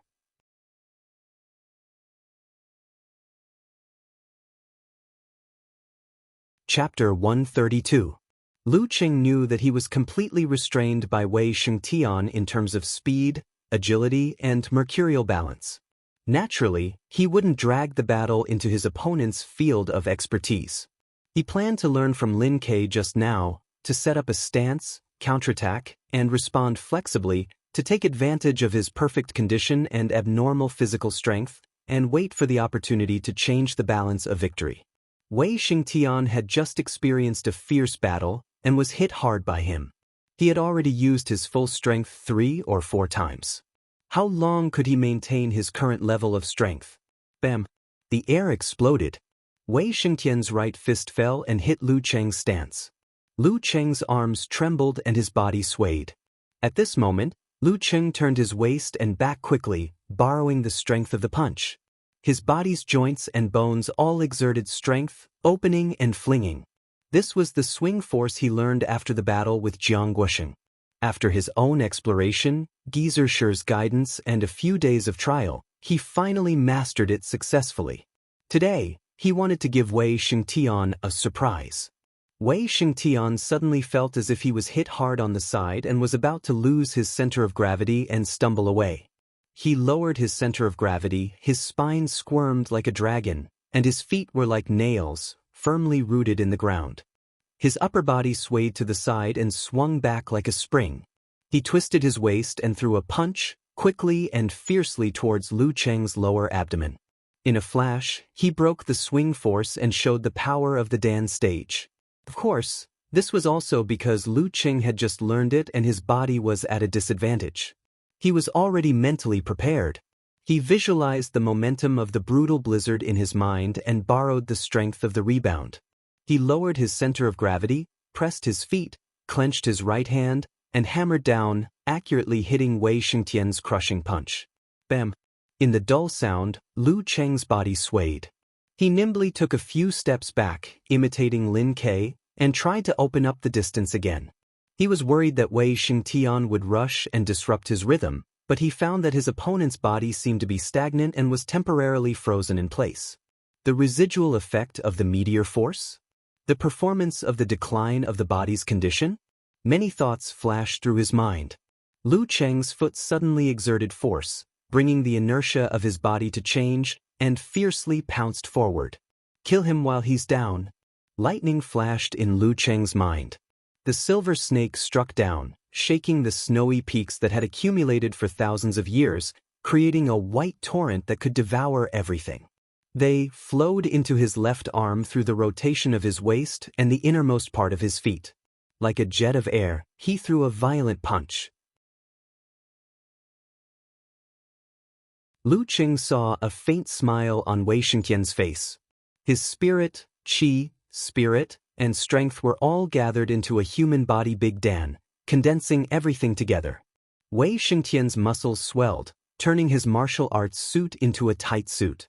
His dark skin tightened like the surface of a stone. His whole person seemed to have turned into a tall and mighty giant statue. Visible cracks appeared on the bricks under his feet. He clenched his right fist and punched out fiercely. The condensed power and momentum found the only way to vent, pushing it forward crazily and exploding the air along the way. Lu Qing narrowed his eyes and realized that he had been deceived by Wei Xingyun. As a master of the dance stage, he had to play tricks to deal with him. He deliberately pretended that he had consumed a certain amount of energy and his body was in a condition. Although it was despicable, he had to admit that he had a good grasp of his own mentality and knew that he was waiting for this opportunity. In a martial arts fight, there was no despicable, only victory and defeat. The winner was righteous. Since he had already launched his attack, it was impossible for him to stop it at the last minute. That would be even more terrifying. For example, in a situation where leg was leg to leg, if they were to clash head-on, they would at most suffer some bruises and swelling. However, if one of them was not determined enough and decided to withdraw, they would often end up with broken bones. Bang! The two didn't change their moves and collided together. Lu Qing only felt the pain in his fist and the sound of his bones. He didn't dare to resist for fear of breaking his arm. He could only choose to be swept away by the majestic force and thrown to a place not far away. Just as he fell to the ground, Wei Xingtian had already rushed over, not giving him any chance to adjust and recover. Seeing this, Yanjika's clenched fists loosened. Everyone in the Songqing University Martial Arts Club sighed together. The result was about to be revealed. Lu Qing failed and Wei Xingtian won. Two strong professional 9th pin fighters couldn't defeat an 8th pin fighter who had just entered the dance stage by taking turns. The whole audience immediately burst into cheers, full of cathartic cheers. The shadows shrouded his body. Lu Qing knew that he was about to lose, but he didn't have any thoughts of giving up struggling and admitting defeat. Just like in a life-and-death battle, who would give up without a fight? He wouldn't cry until he saw the king of hell. He adjusted his muscles and quickly rolled back, but how could the rolling speed of his body compare to Wei Xingtian's striding attack? He was about to be caught up and was about to be kicked by a leg. At this moment, Lu Qing's body seemed to be hit by something. In an instant his mind flashed. He grabbed the ground with his left hand and waved it at Wei Xingtian. A handful of gravel shot out and went straight to the opponent's face. He didn't have time to grab the ground, but this was the last place where Lin Ke and Wei Xingtian collided fiercely. The ground was already broken and cracked. Sometimes, life really needed a little luck. And this was also the result, left by Lin Ke. Flying stones hit his face and sand confused his eyes. Wei Xingtian seemed to have returned to the days when he fought with gangsters. But he didn't dare to not dodge or block, because the eyes were not a place that could be trained by the Brightstone skill. With Lu Qing's strength, those flying stones were enough to penetrate his eyelids and blind him. Was it worth it for a preliminaries? Wei Xingtian's body instinctively paused. He quickly raised his left hand and blocked in front of his face to block the flying stones. Taking this opportunity, Lu Qing curled his body and moved forward instead of retreating. He didn't rush to stand up, but skillfully pressed left and right to hit between the opponent's legs. Wei Xingtian was experienced and prepared. His body sank and his right hand quickly pressed down like a falling hammer. Bang! Just after the collision, Lu Qing used the force to straighten his waist and bounced up. Wei Xingtian smiled coldly. His left arm was already hanging down and he hit out a crushing punch. "I'm waiting for you to try to stand up straight." However, Lu Qing didn't stand up. He directly rose into the air and stretched his body horizontally. He narrowly avoided the crushing punch that hit his lower abdomen. Then he spread his wings like a white crane and clapped his hands to hit Wei Xingtian's temples. Wei Xingtian took a breath and withdrew his strength. His arms quickly pulled back and held next to his head. The two palms hit each other. Before the muffled sound, Lu Qing changed from hitting to pressing. He used the force to turn over Wei Xingtian's head and landed behind him. Just after landing on the ground, Lu Qing bounced his waist and back and took a few big steps forward. He once again avoided Wei Xingtian's back kick. Then he exerted force under his feet and turned his body, bringing the situation back to balance again. This change was completely out of the expectation of most of the people present. They watched in a daze. They were still shouting, but their voices were gradually weakening. Yenjika raised her hands and covered her face. She was surprised and happy. She couldn't believe it. Geezer sure coughed twice and said, "This little bastard has a bit of fighting wit." His words awakened all the members of the Songqing University Martial Arts Club, and they all shouted in unison, "Hey! Good." At the same time, the audience also woke up. They were angry and resentful. They broke out a tsunami-like abuse for Lu Cheng's shameless flying sand blinding eyes and monkey steals peach, idiot. F***CKU. Fight fair and square if you dare. Lu Cheng had automatically filtered out their shouts. He only had eyes for Wei Shengtian opposite him. This time, he didn't put on airs. Instead, he directly used his footwork and fiercely rushed over. Because in the 2 or 3 moves just now, he heard the disharmony of his opponent's body. He really felt Wei Shengtian's hidden weakness. Lu Cheng had fought to this extent and used his full strength so many times. He also collided with Lin Kei's meteor force. If Wei Shengtian still wasn't affected, Lu Cheng would suspect that he had entered the inhuman stage of Dan's stage.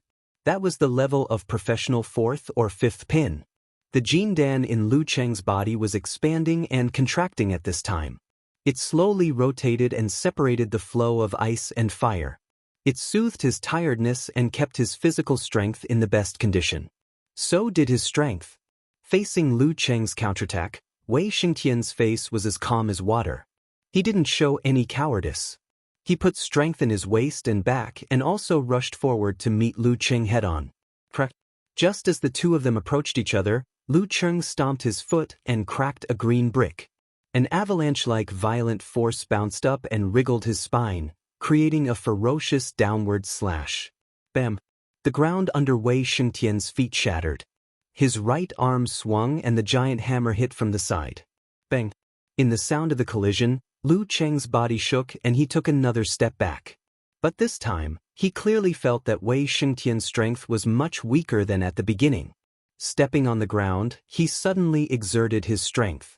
He bounced forward and used the force to shoot a seabed cannon, aiming at Wei Shengtian's abdomen. 24 blizzard strikes. Bang bang bang. Wei Shengtian didn't give even half a step. The two collided many times in a row. Lu Cheng was struggling at the beginning. He could barely hold on by retreating and other small skills. He only felt that his body was like a piece of forged iron that was constantly being hit and compressed by a giant hammer. It was quite difficult. There was a similar feeling of vibration inside his body. But after holding on for more than a minute, he slowly pulled back because his opponent's strength was really weakening. The audience in the stadium didn't notice this. They only saw Wei Shengtian suppressing Lu Cheng and beating him with a pair of chaotic hammers. It seemed that he could win at any time. So they burst into cheers again. Emo. Then they asked and answered themselves, "Invincible Wei! Invincible Wei!" Under the terrifying momentum of the home field, Lu Cheng only felt that he was suppressed to a certain extent by Wei Shengtian. The muscles and fascias of his body were passively tightened under the external force's continuous attacks. Passively, there were withdrawing and pressing. He narrowed his eyes and followed this feeling. In his mind, he immediately visualized the picture and sound of thunderclouds everywhere and thunder shaking. Boom! There seemed to be a burst of thunder in Lu Cheng's body. His right fist suddenly hit out. When it came into contact with Wei Shengtian's hammer, the tightened muscles and fascias all exploded together, like igniting gunpowder. Thunder Roar Zen. Passive Thunder Roar Zen. Ding! Wei Shengtian suddenly felt as if he was an ancient bell that had been struck hard. There was a wave on the surface of his body, and a buzzing force entered his body, causing his bone marrow, blood, muscles, and fascia to vibrate, causing his already uncomfortable internal organs to churn again. He almost spat out a mouthful of old blood.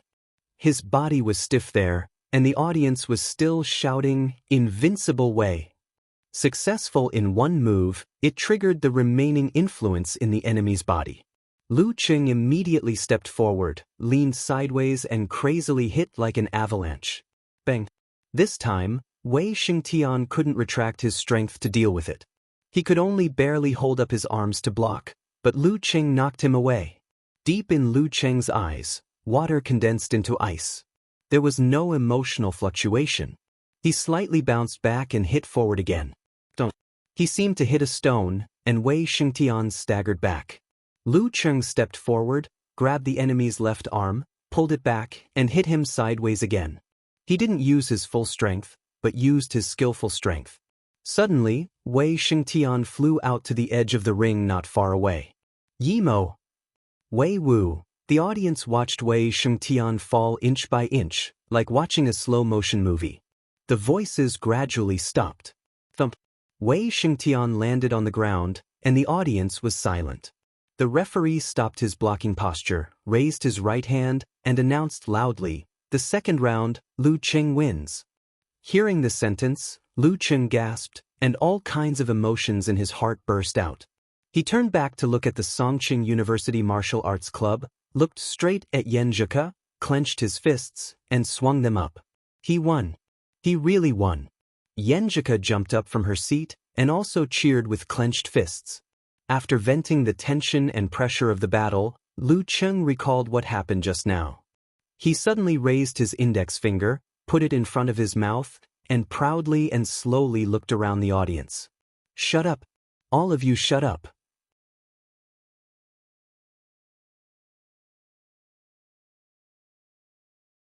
Chapter 133.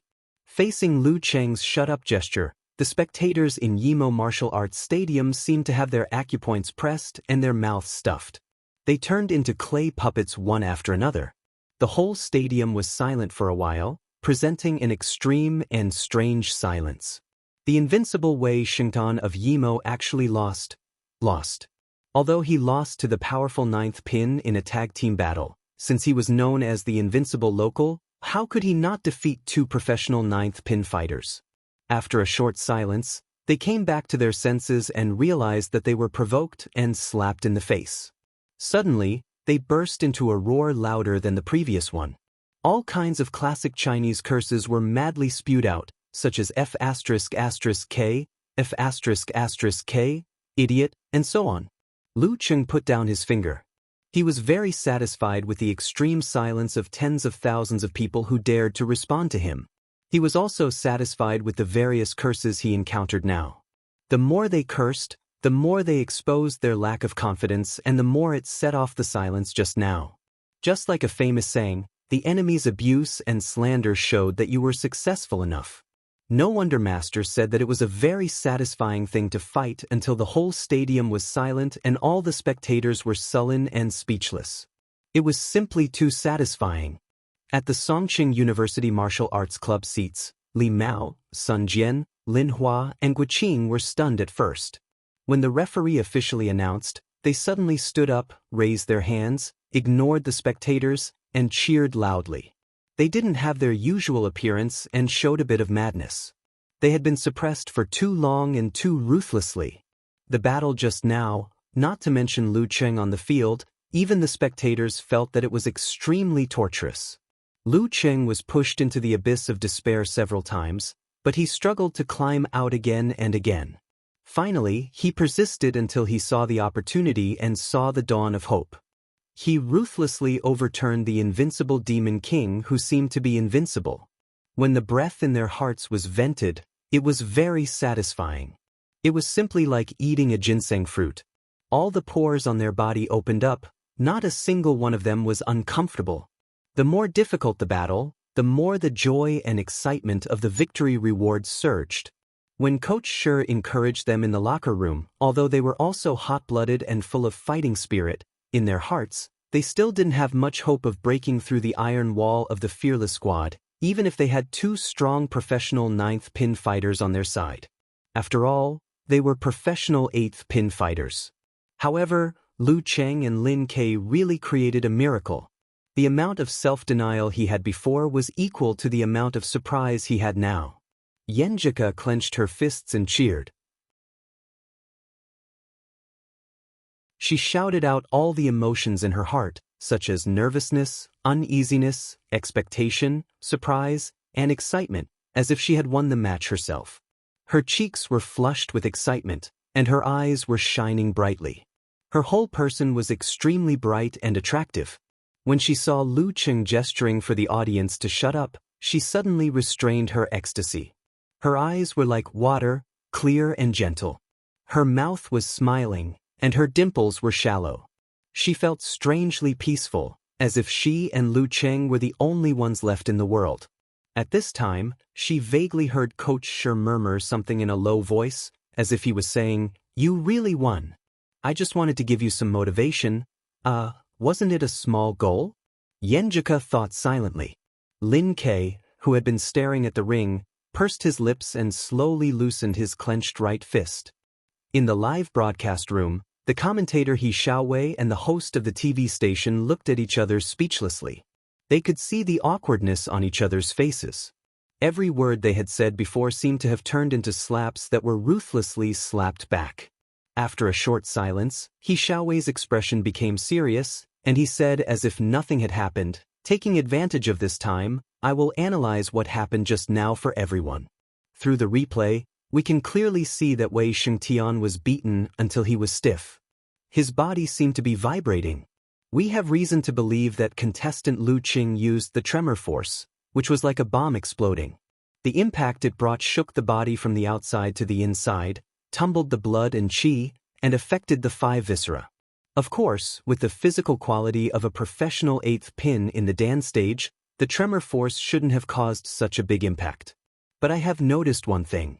Director, please replay these few scenes of the match between Wei Shengtian and Lin Kei. Everyone saw it. Contestant Wei Shengtian was also stiff, but he forcibly resolved it by relying on the ability of the Dan stage. In the final fierce collision between him and Lin Kei, he must have suffered internal injuries. His 5 viscera and 6 bowels were unstable, so he quickly became weaker and weaker.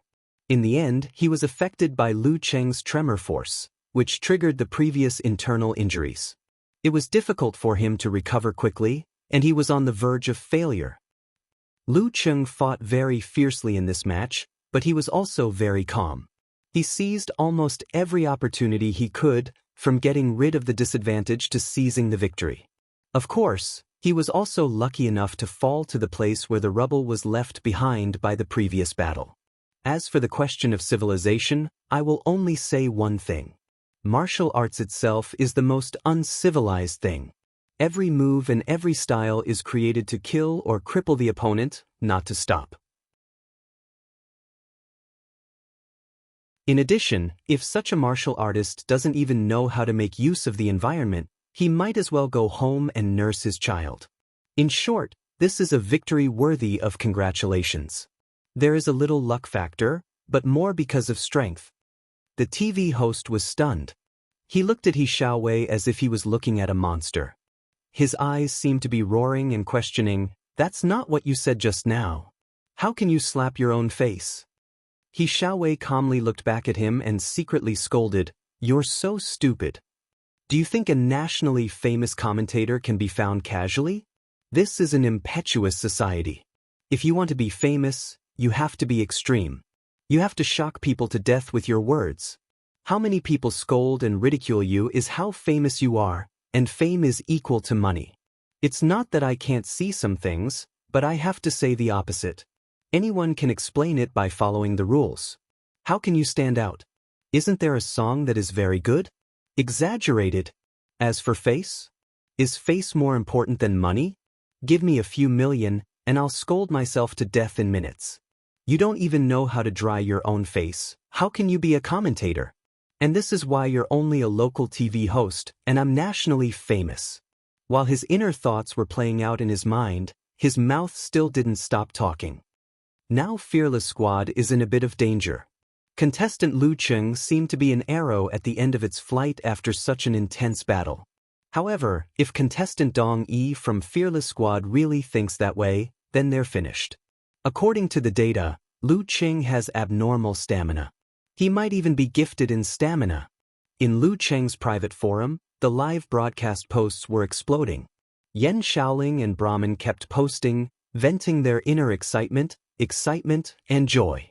As for the content, many of them were meaningless tone phrases and all kinds of praises. They couldn't wait to use all the compliments they had learned. In particular, They felt that Lu Cheng's gesture to the audience to shut up was so cool that it was exploding.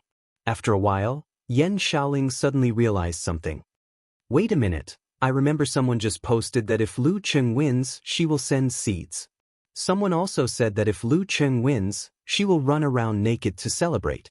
Unparalleled Dragon King had been waiting for a long time and immediately replied, after reminiscing about the twists and turns of the match, I'm waiting to run around naked. Live broadcast please. Nye Chi also said happily. There was nothing more delightful than seeing Lu Cheng defeat a powerful enemy and having something to cheer about. Many IDs that usually lurked appeared, saying that they were waiting to run around naked. After a short while, Okamoto's fan said, I'm the one who wants to send seeds. After the match ends, I'll drive. Beep, student card. Yan Shaoling added, I found the one who said that he wants to run around naked. Come out. And all the good names are eaten by dogs. All the good names are eaten by dogs appeared weakly. I'm going to the bathroom to run around naked. There's no live broadcast. Everyone replied in unison.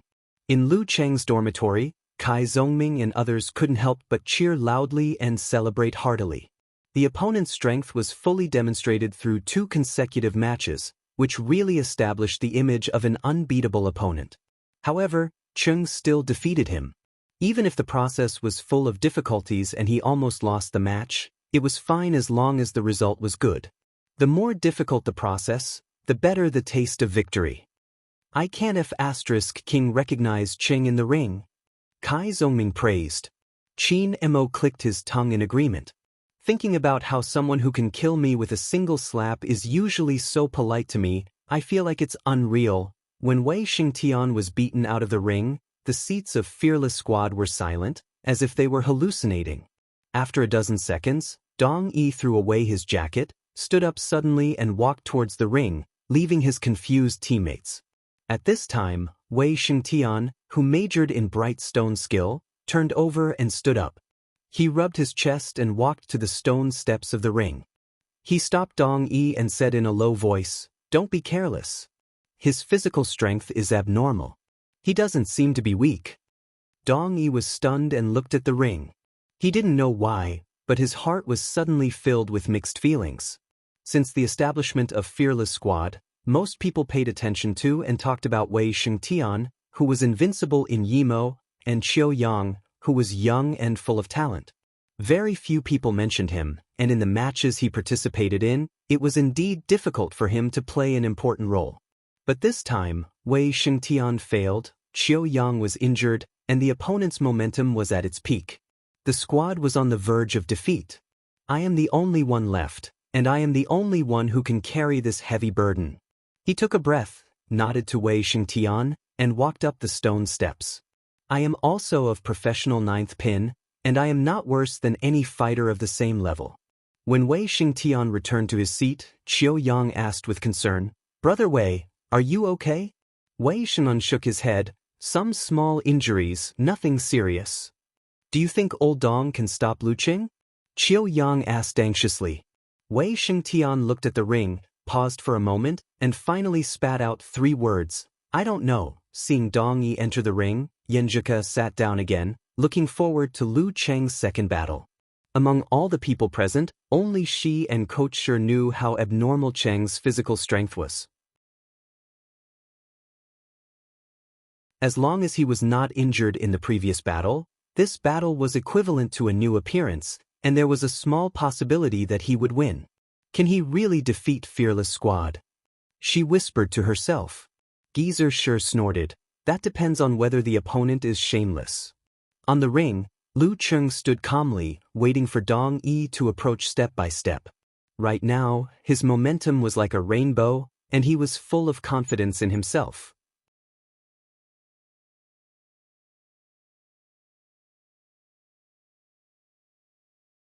Chapter 134.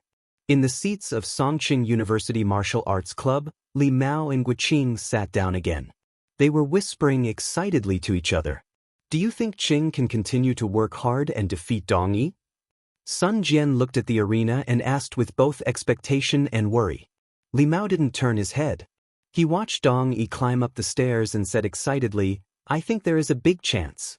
I went to Cheng's private forum and read his information and previous competition videos. I found that he is indeed talented in physical strength. As long as he didn't get hurt in the competition with Wei Xingtian, he shouldn't consume too much energy. He is at a disadvantage when facing Dong Yi, but he can completely suppress him. You've seriously watched Cheng's competition videos? Sun Jian asked in surprise. To be honest, after discovering Lu Cheng's meteoric rise to become the main force of the martial arts club, he had also looked up the relevant information. However, he had only swallowed the information in order to get a general understanding. After all, Cheng was his teammate, not his enemy. Why should he waste his time to study him in detail? Li Mao smiled bitterly and said, "I'm just curious." If anyone was in his position, it was impossible not to be curious. After witnessing Lu Cheng's transformation from a true newbie to a skilled beginner, it seemed that he had become much more powerful than himself in just a short time. How could he not be curious about this? Did he not want to understand the details? If he didn't, he wouldn't be able to recover from the shock. Sun Jian didn't ask and said with a smile, "I hope Cheng still has energy left after defeating Dong Yi and help me exhaust Tan Ming. Then I have a good chance of ending the competition." They only thought of winning 1 or 2 rounds and going home with dignity. But now they suddenly realized that they might be able to win the whole competition. Qiu Yang was injured and there was only one professional 9th pin fighter left. But Lu Cheng was famous for his physical strength. They didn't dare to say that they would win, but at least they had a 40% to 40% chance of winning now. Sitting in front of them, Yan Zhike was silently cheering and praying. Hearing the discussion behind her, she felt a little harsh. Everyone was too confident in Cheng. Usually, when they praised Cheng like this, she would be so happy that she couldn't hide her smile. But now they were facing a strong opponent and the result was not clear yet. Couldn't they be more low-key and not give Cheng bad advice? Was he messed up because of his concern? She couldn't hold it in any longer. She turned around, put her palms together, smiled apologetically, and pleaded, "Please don't say it, accumulate good karma. Let's keep a low profile and accumulate good karma." Sun Jian, Li Mao, and the others immediately realized what was going on. They all covered their mouths in different ways, indicating that they understood. At the same time, they were a little jealous of Lu Cheng. His girlfriend's gesture, expression, and eyes were so adorable. The group of gamblers who were watching the live broadcast collapsed on the sofa one by one. Their faces were ashen and they were dumbstruck. The leader muttered to himself with a blank look in his eyes. "There doesn't seem to be anything wrong with eating by looking at the sky. What's the use of analyzing the strength of the bets?" At this moment, the young man who had suggested to buy in the opposite direction of He Xiaowei suddenly realized something. "Big brother, there's no problem now. That toxic healer commentator is now leaning towards Songqing University Martial Arts Club. This was the protection of the mysterious power." Hearing this, the other gamblers were instantly revived and began to watch the competition attentively. Although Lu Cheng was full of confidence, it didn't mean that he would look down on a fighter of professional 9th pin. When he saw Dong Yi walking up the ring step by step, the opponent's information naturally appeared in his mind. This ordinary-looking man was 28 years old this year. He was the oldest and the most low-key one among the 3 main members of the Fearless Squad. His ancestors were from a famous martial arts family in Yimo. It was said that they originated from Shangqing sect. Even the family's martial arts, Rolling Thunder Palm, was derived from one of the unique skills of the Thunder sect. However, after experiencing the changes of the country and getting rid of the old and ushering in the new, the Dong family had declined for many generations. Only Dong Yi was left. Dong Yi didn't open a martial arts school. Instead, he became a high school teacher. In his spare time, he participated in various small challenge tournaments and received a lot of prize money. He didn't rely on his salary to make a living. This time, he was invited by Wei Xingtian. He was moved by the prospect of advancing in the division and was tempted by the hope of stepping into the Dan stage. His Rolling Thunder Palm was closely related to fast and fierce. It was a completely different style from Wei Xingtian and Qiu Yang. His fighting style was more flexible and agile. However, once he grasped the opportunity, his palm could crack stones and was as fast as thunder. It had a terrifying ability to burst out in a short period of time. It wasn't inferior to strength. In the rolling thunder palm, there was also a unique skill called Thunderbolt Blast. It was a sound attack similar to lion's roar. There was thunder in the belly and the sound from the mouth, shaking the opponent's ear and causing dizziness. For this kind of martial arts, before the martial arts reached a certain level, there was really no way to defend. One could only prepare in advance and leave some thoughts. Once encountered, one would immediately bite the tip of the tongue and other methods to quickly wake up and avoid the follow-up attack. However, if one was distracted to guard against this skill, the power of one's fists and feet would be reduced. It would be impossible to concentrate and go all out, which would weaken one's strength in disguise. Therefore, under certain circumstances, as the old saying goes, some martial arts are more threatening when not used than when used. Lu Cheng's power of blaze actually had a similar function. Unfortunately, it was not as good as Dong Yi's Thunderbolt Blast. Martial arts practitioners had rough skin and thick flesh. Once they were mentally prepared, the possibility of subconsciously shaking their hands after being burned was very low.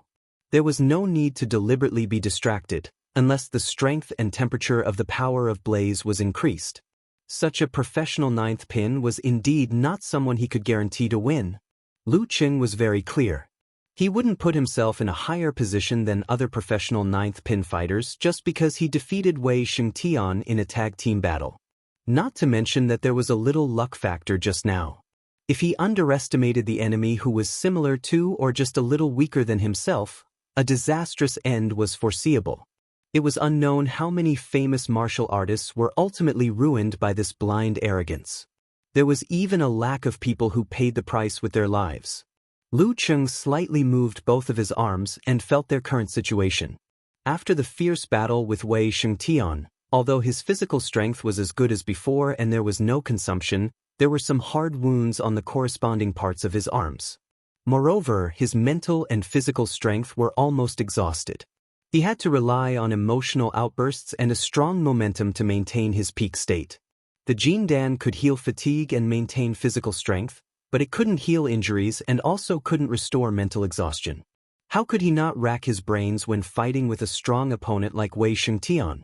Whether it was the unusually focused investment, the calm and firm judgment, or the belief to overcome nervousness and fear, it caused a lot of consumption of the so-called mental and physical strength. Once the mental and physical strength was consumed too much, there would be a phenomenon of thinking sluggishness, trance, and not being able to react in time. That was a big taboo in martial arts competitions. As for the Thunder Roar Zen, he was only able to use it under the condition of Wei Xingtian's help in suppressing and withdrawing. Although he also had some experience, opened the door and found the direction, but if he really wanted to cross the threshold, he still needed a certain amount of time to explore, try, and temper. Just like what his master said, breakthrough was a process, not a node. He stood in the center with a high momentum, but calmly and steadily, watching Dong Yi go up the ring and stand on the other side of the referee. Dong Yi suppressed the mixed feelings in his heart, and his ears were filled with cheers one after another. Dong Yi, come on! It was still a response type of cheering, but it was more than a level lower than the previous roar. Dong Yi could even hear the fear and uneasiness of the fear of failure contained in it. Am I their life-saving straw? Dong Yi closed his eyes and suddenly opened them again. Behind him was only Tan Ming of amateur first pin. If he couldn't beat Lu Cheng in this match, or caused him to be injured, the result could be imagined. Although Fearless Squad was strong, there was no way back.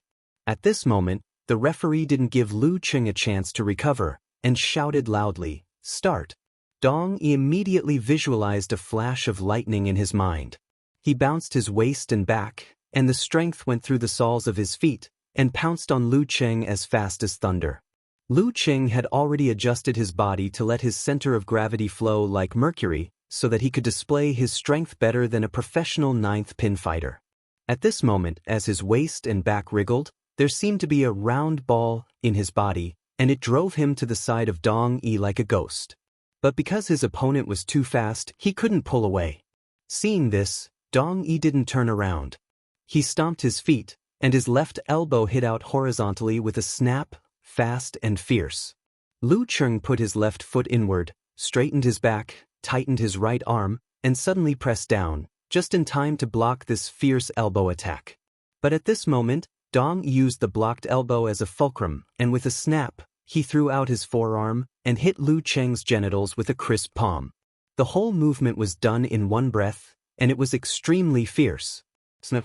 Lu Cheng's left hand had been waiting there for some time, and it blocked the attack without panic. And this was all because he and Yenjika had carefully studied the video of Dong Yi's fight a few days ago. In today's society, martial arts competitions were flourishing, and the spread of fighting videos was fast because of the internet, showing a trend of a big explosion of information. Every fighter only needed to fight a few more times, and his future opponents would thoroughly study his moves, and many of his killer moves and unique moves would no longer be unexpected. This was something that the ancient fighters couldn't imagine. In their view, it was right to defeat all the geniuses with one move. Today, they killed a strong opponent in the south with this move, and tomorrow, they would go to the north without knowing anything about it. In addition, the challenge tournament was a life-and-death battle with a referee, which only reduced the death and disability rate. Apart from the psychological aspect, it was not much different from reality, which attracted the participation of strong fighters. Therefore, the number of fights that the fighters of today had in their lives was probably 10 times or even 100 times more than those of their predecessors, and in every fight, they had almost no secrets. They had to constantly explore and innovate their moves in order to defeat their opponents.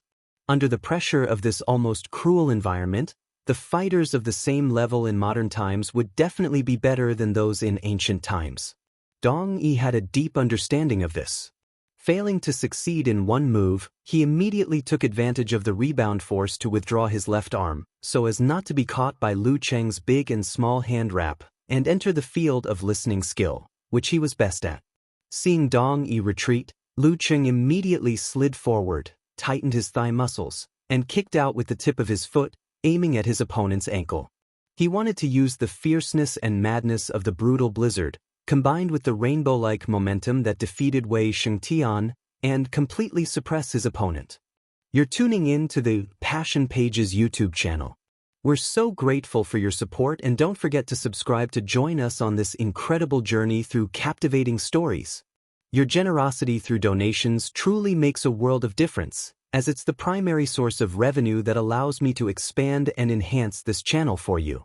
Thank you from the bottom of my heart for being a part of this adventure.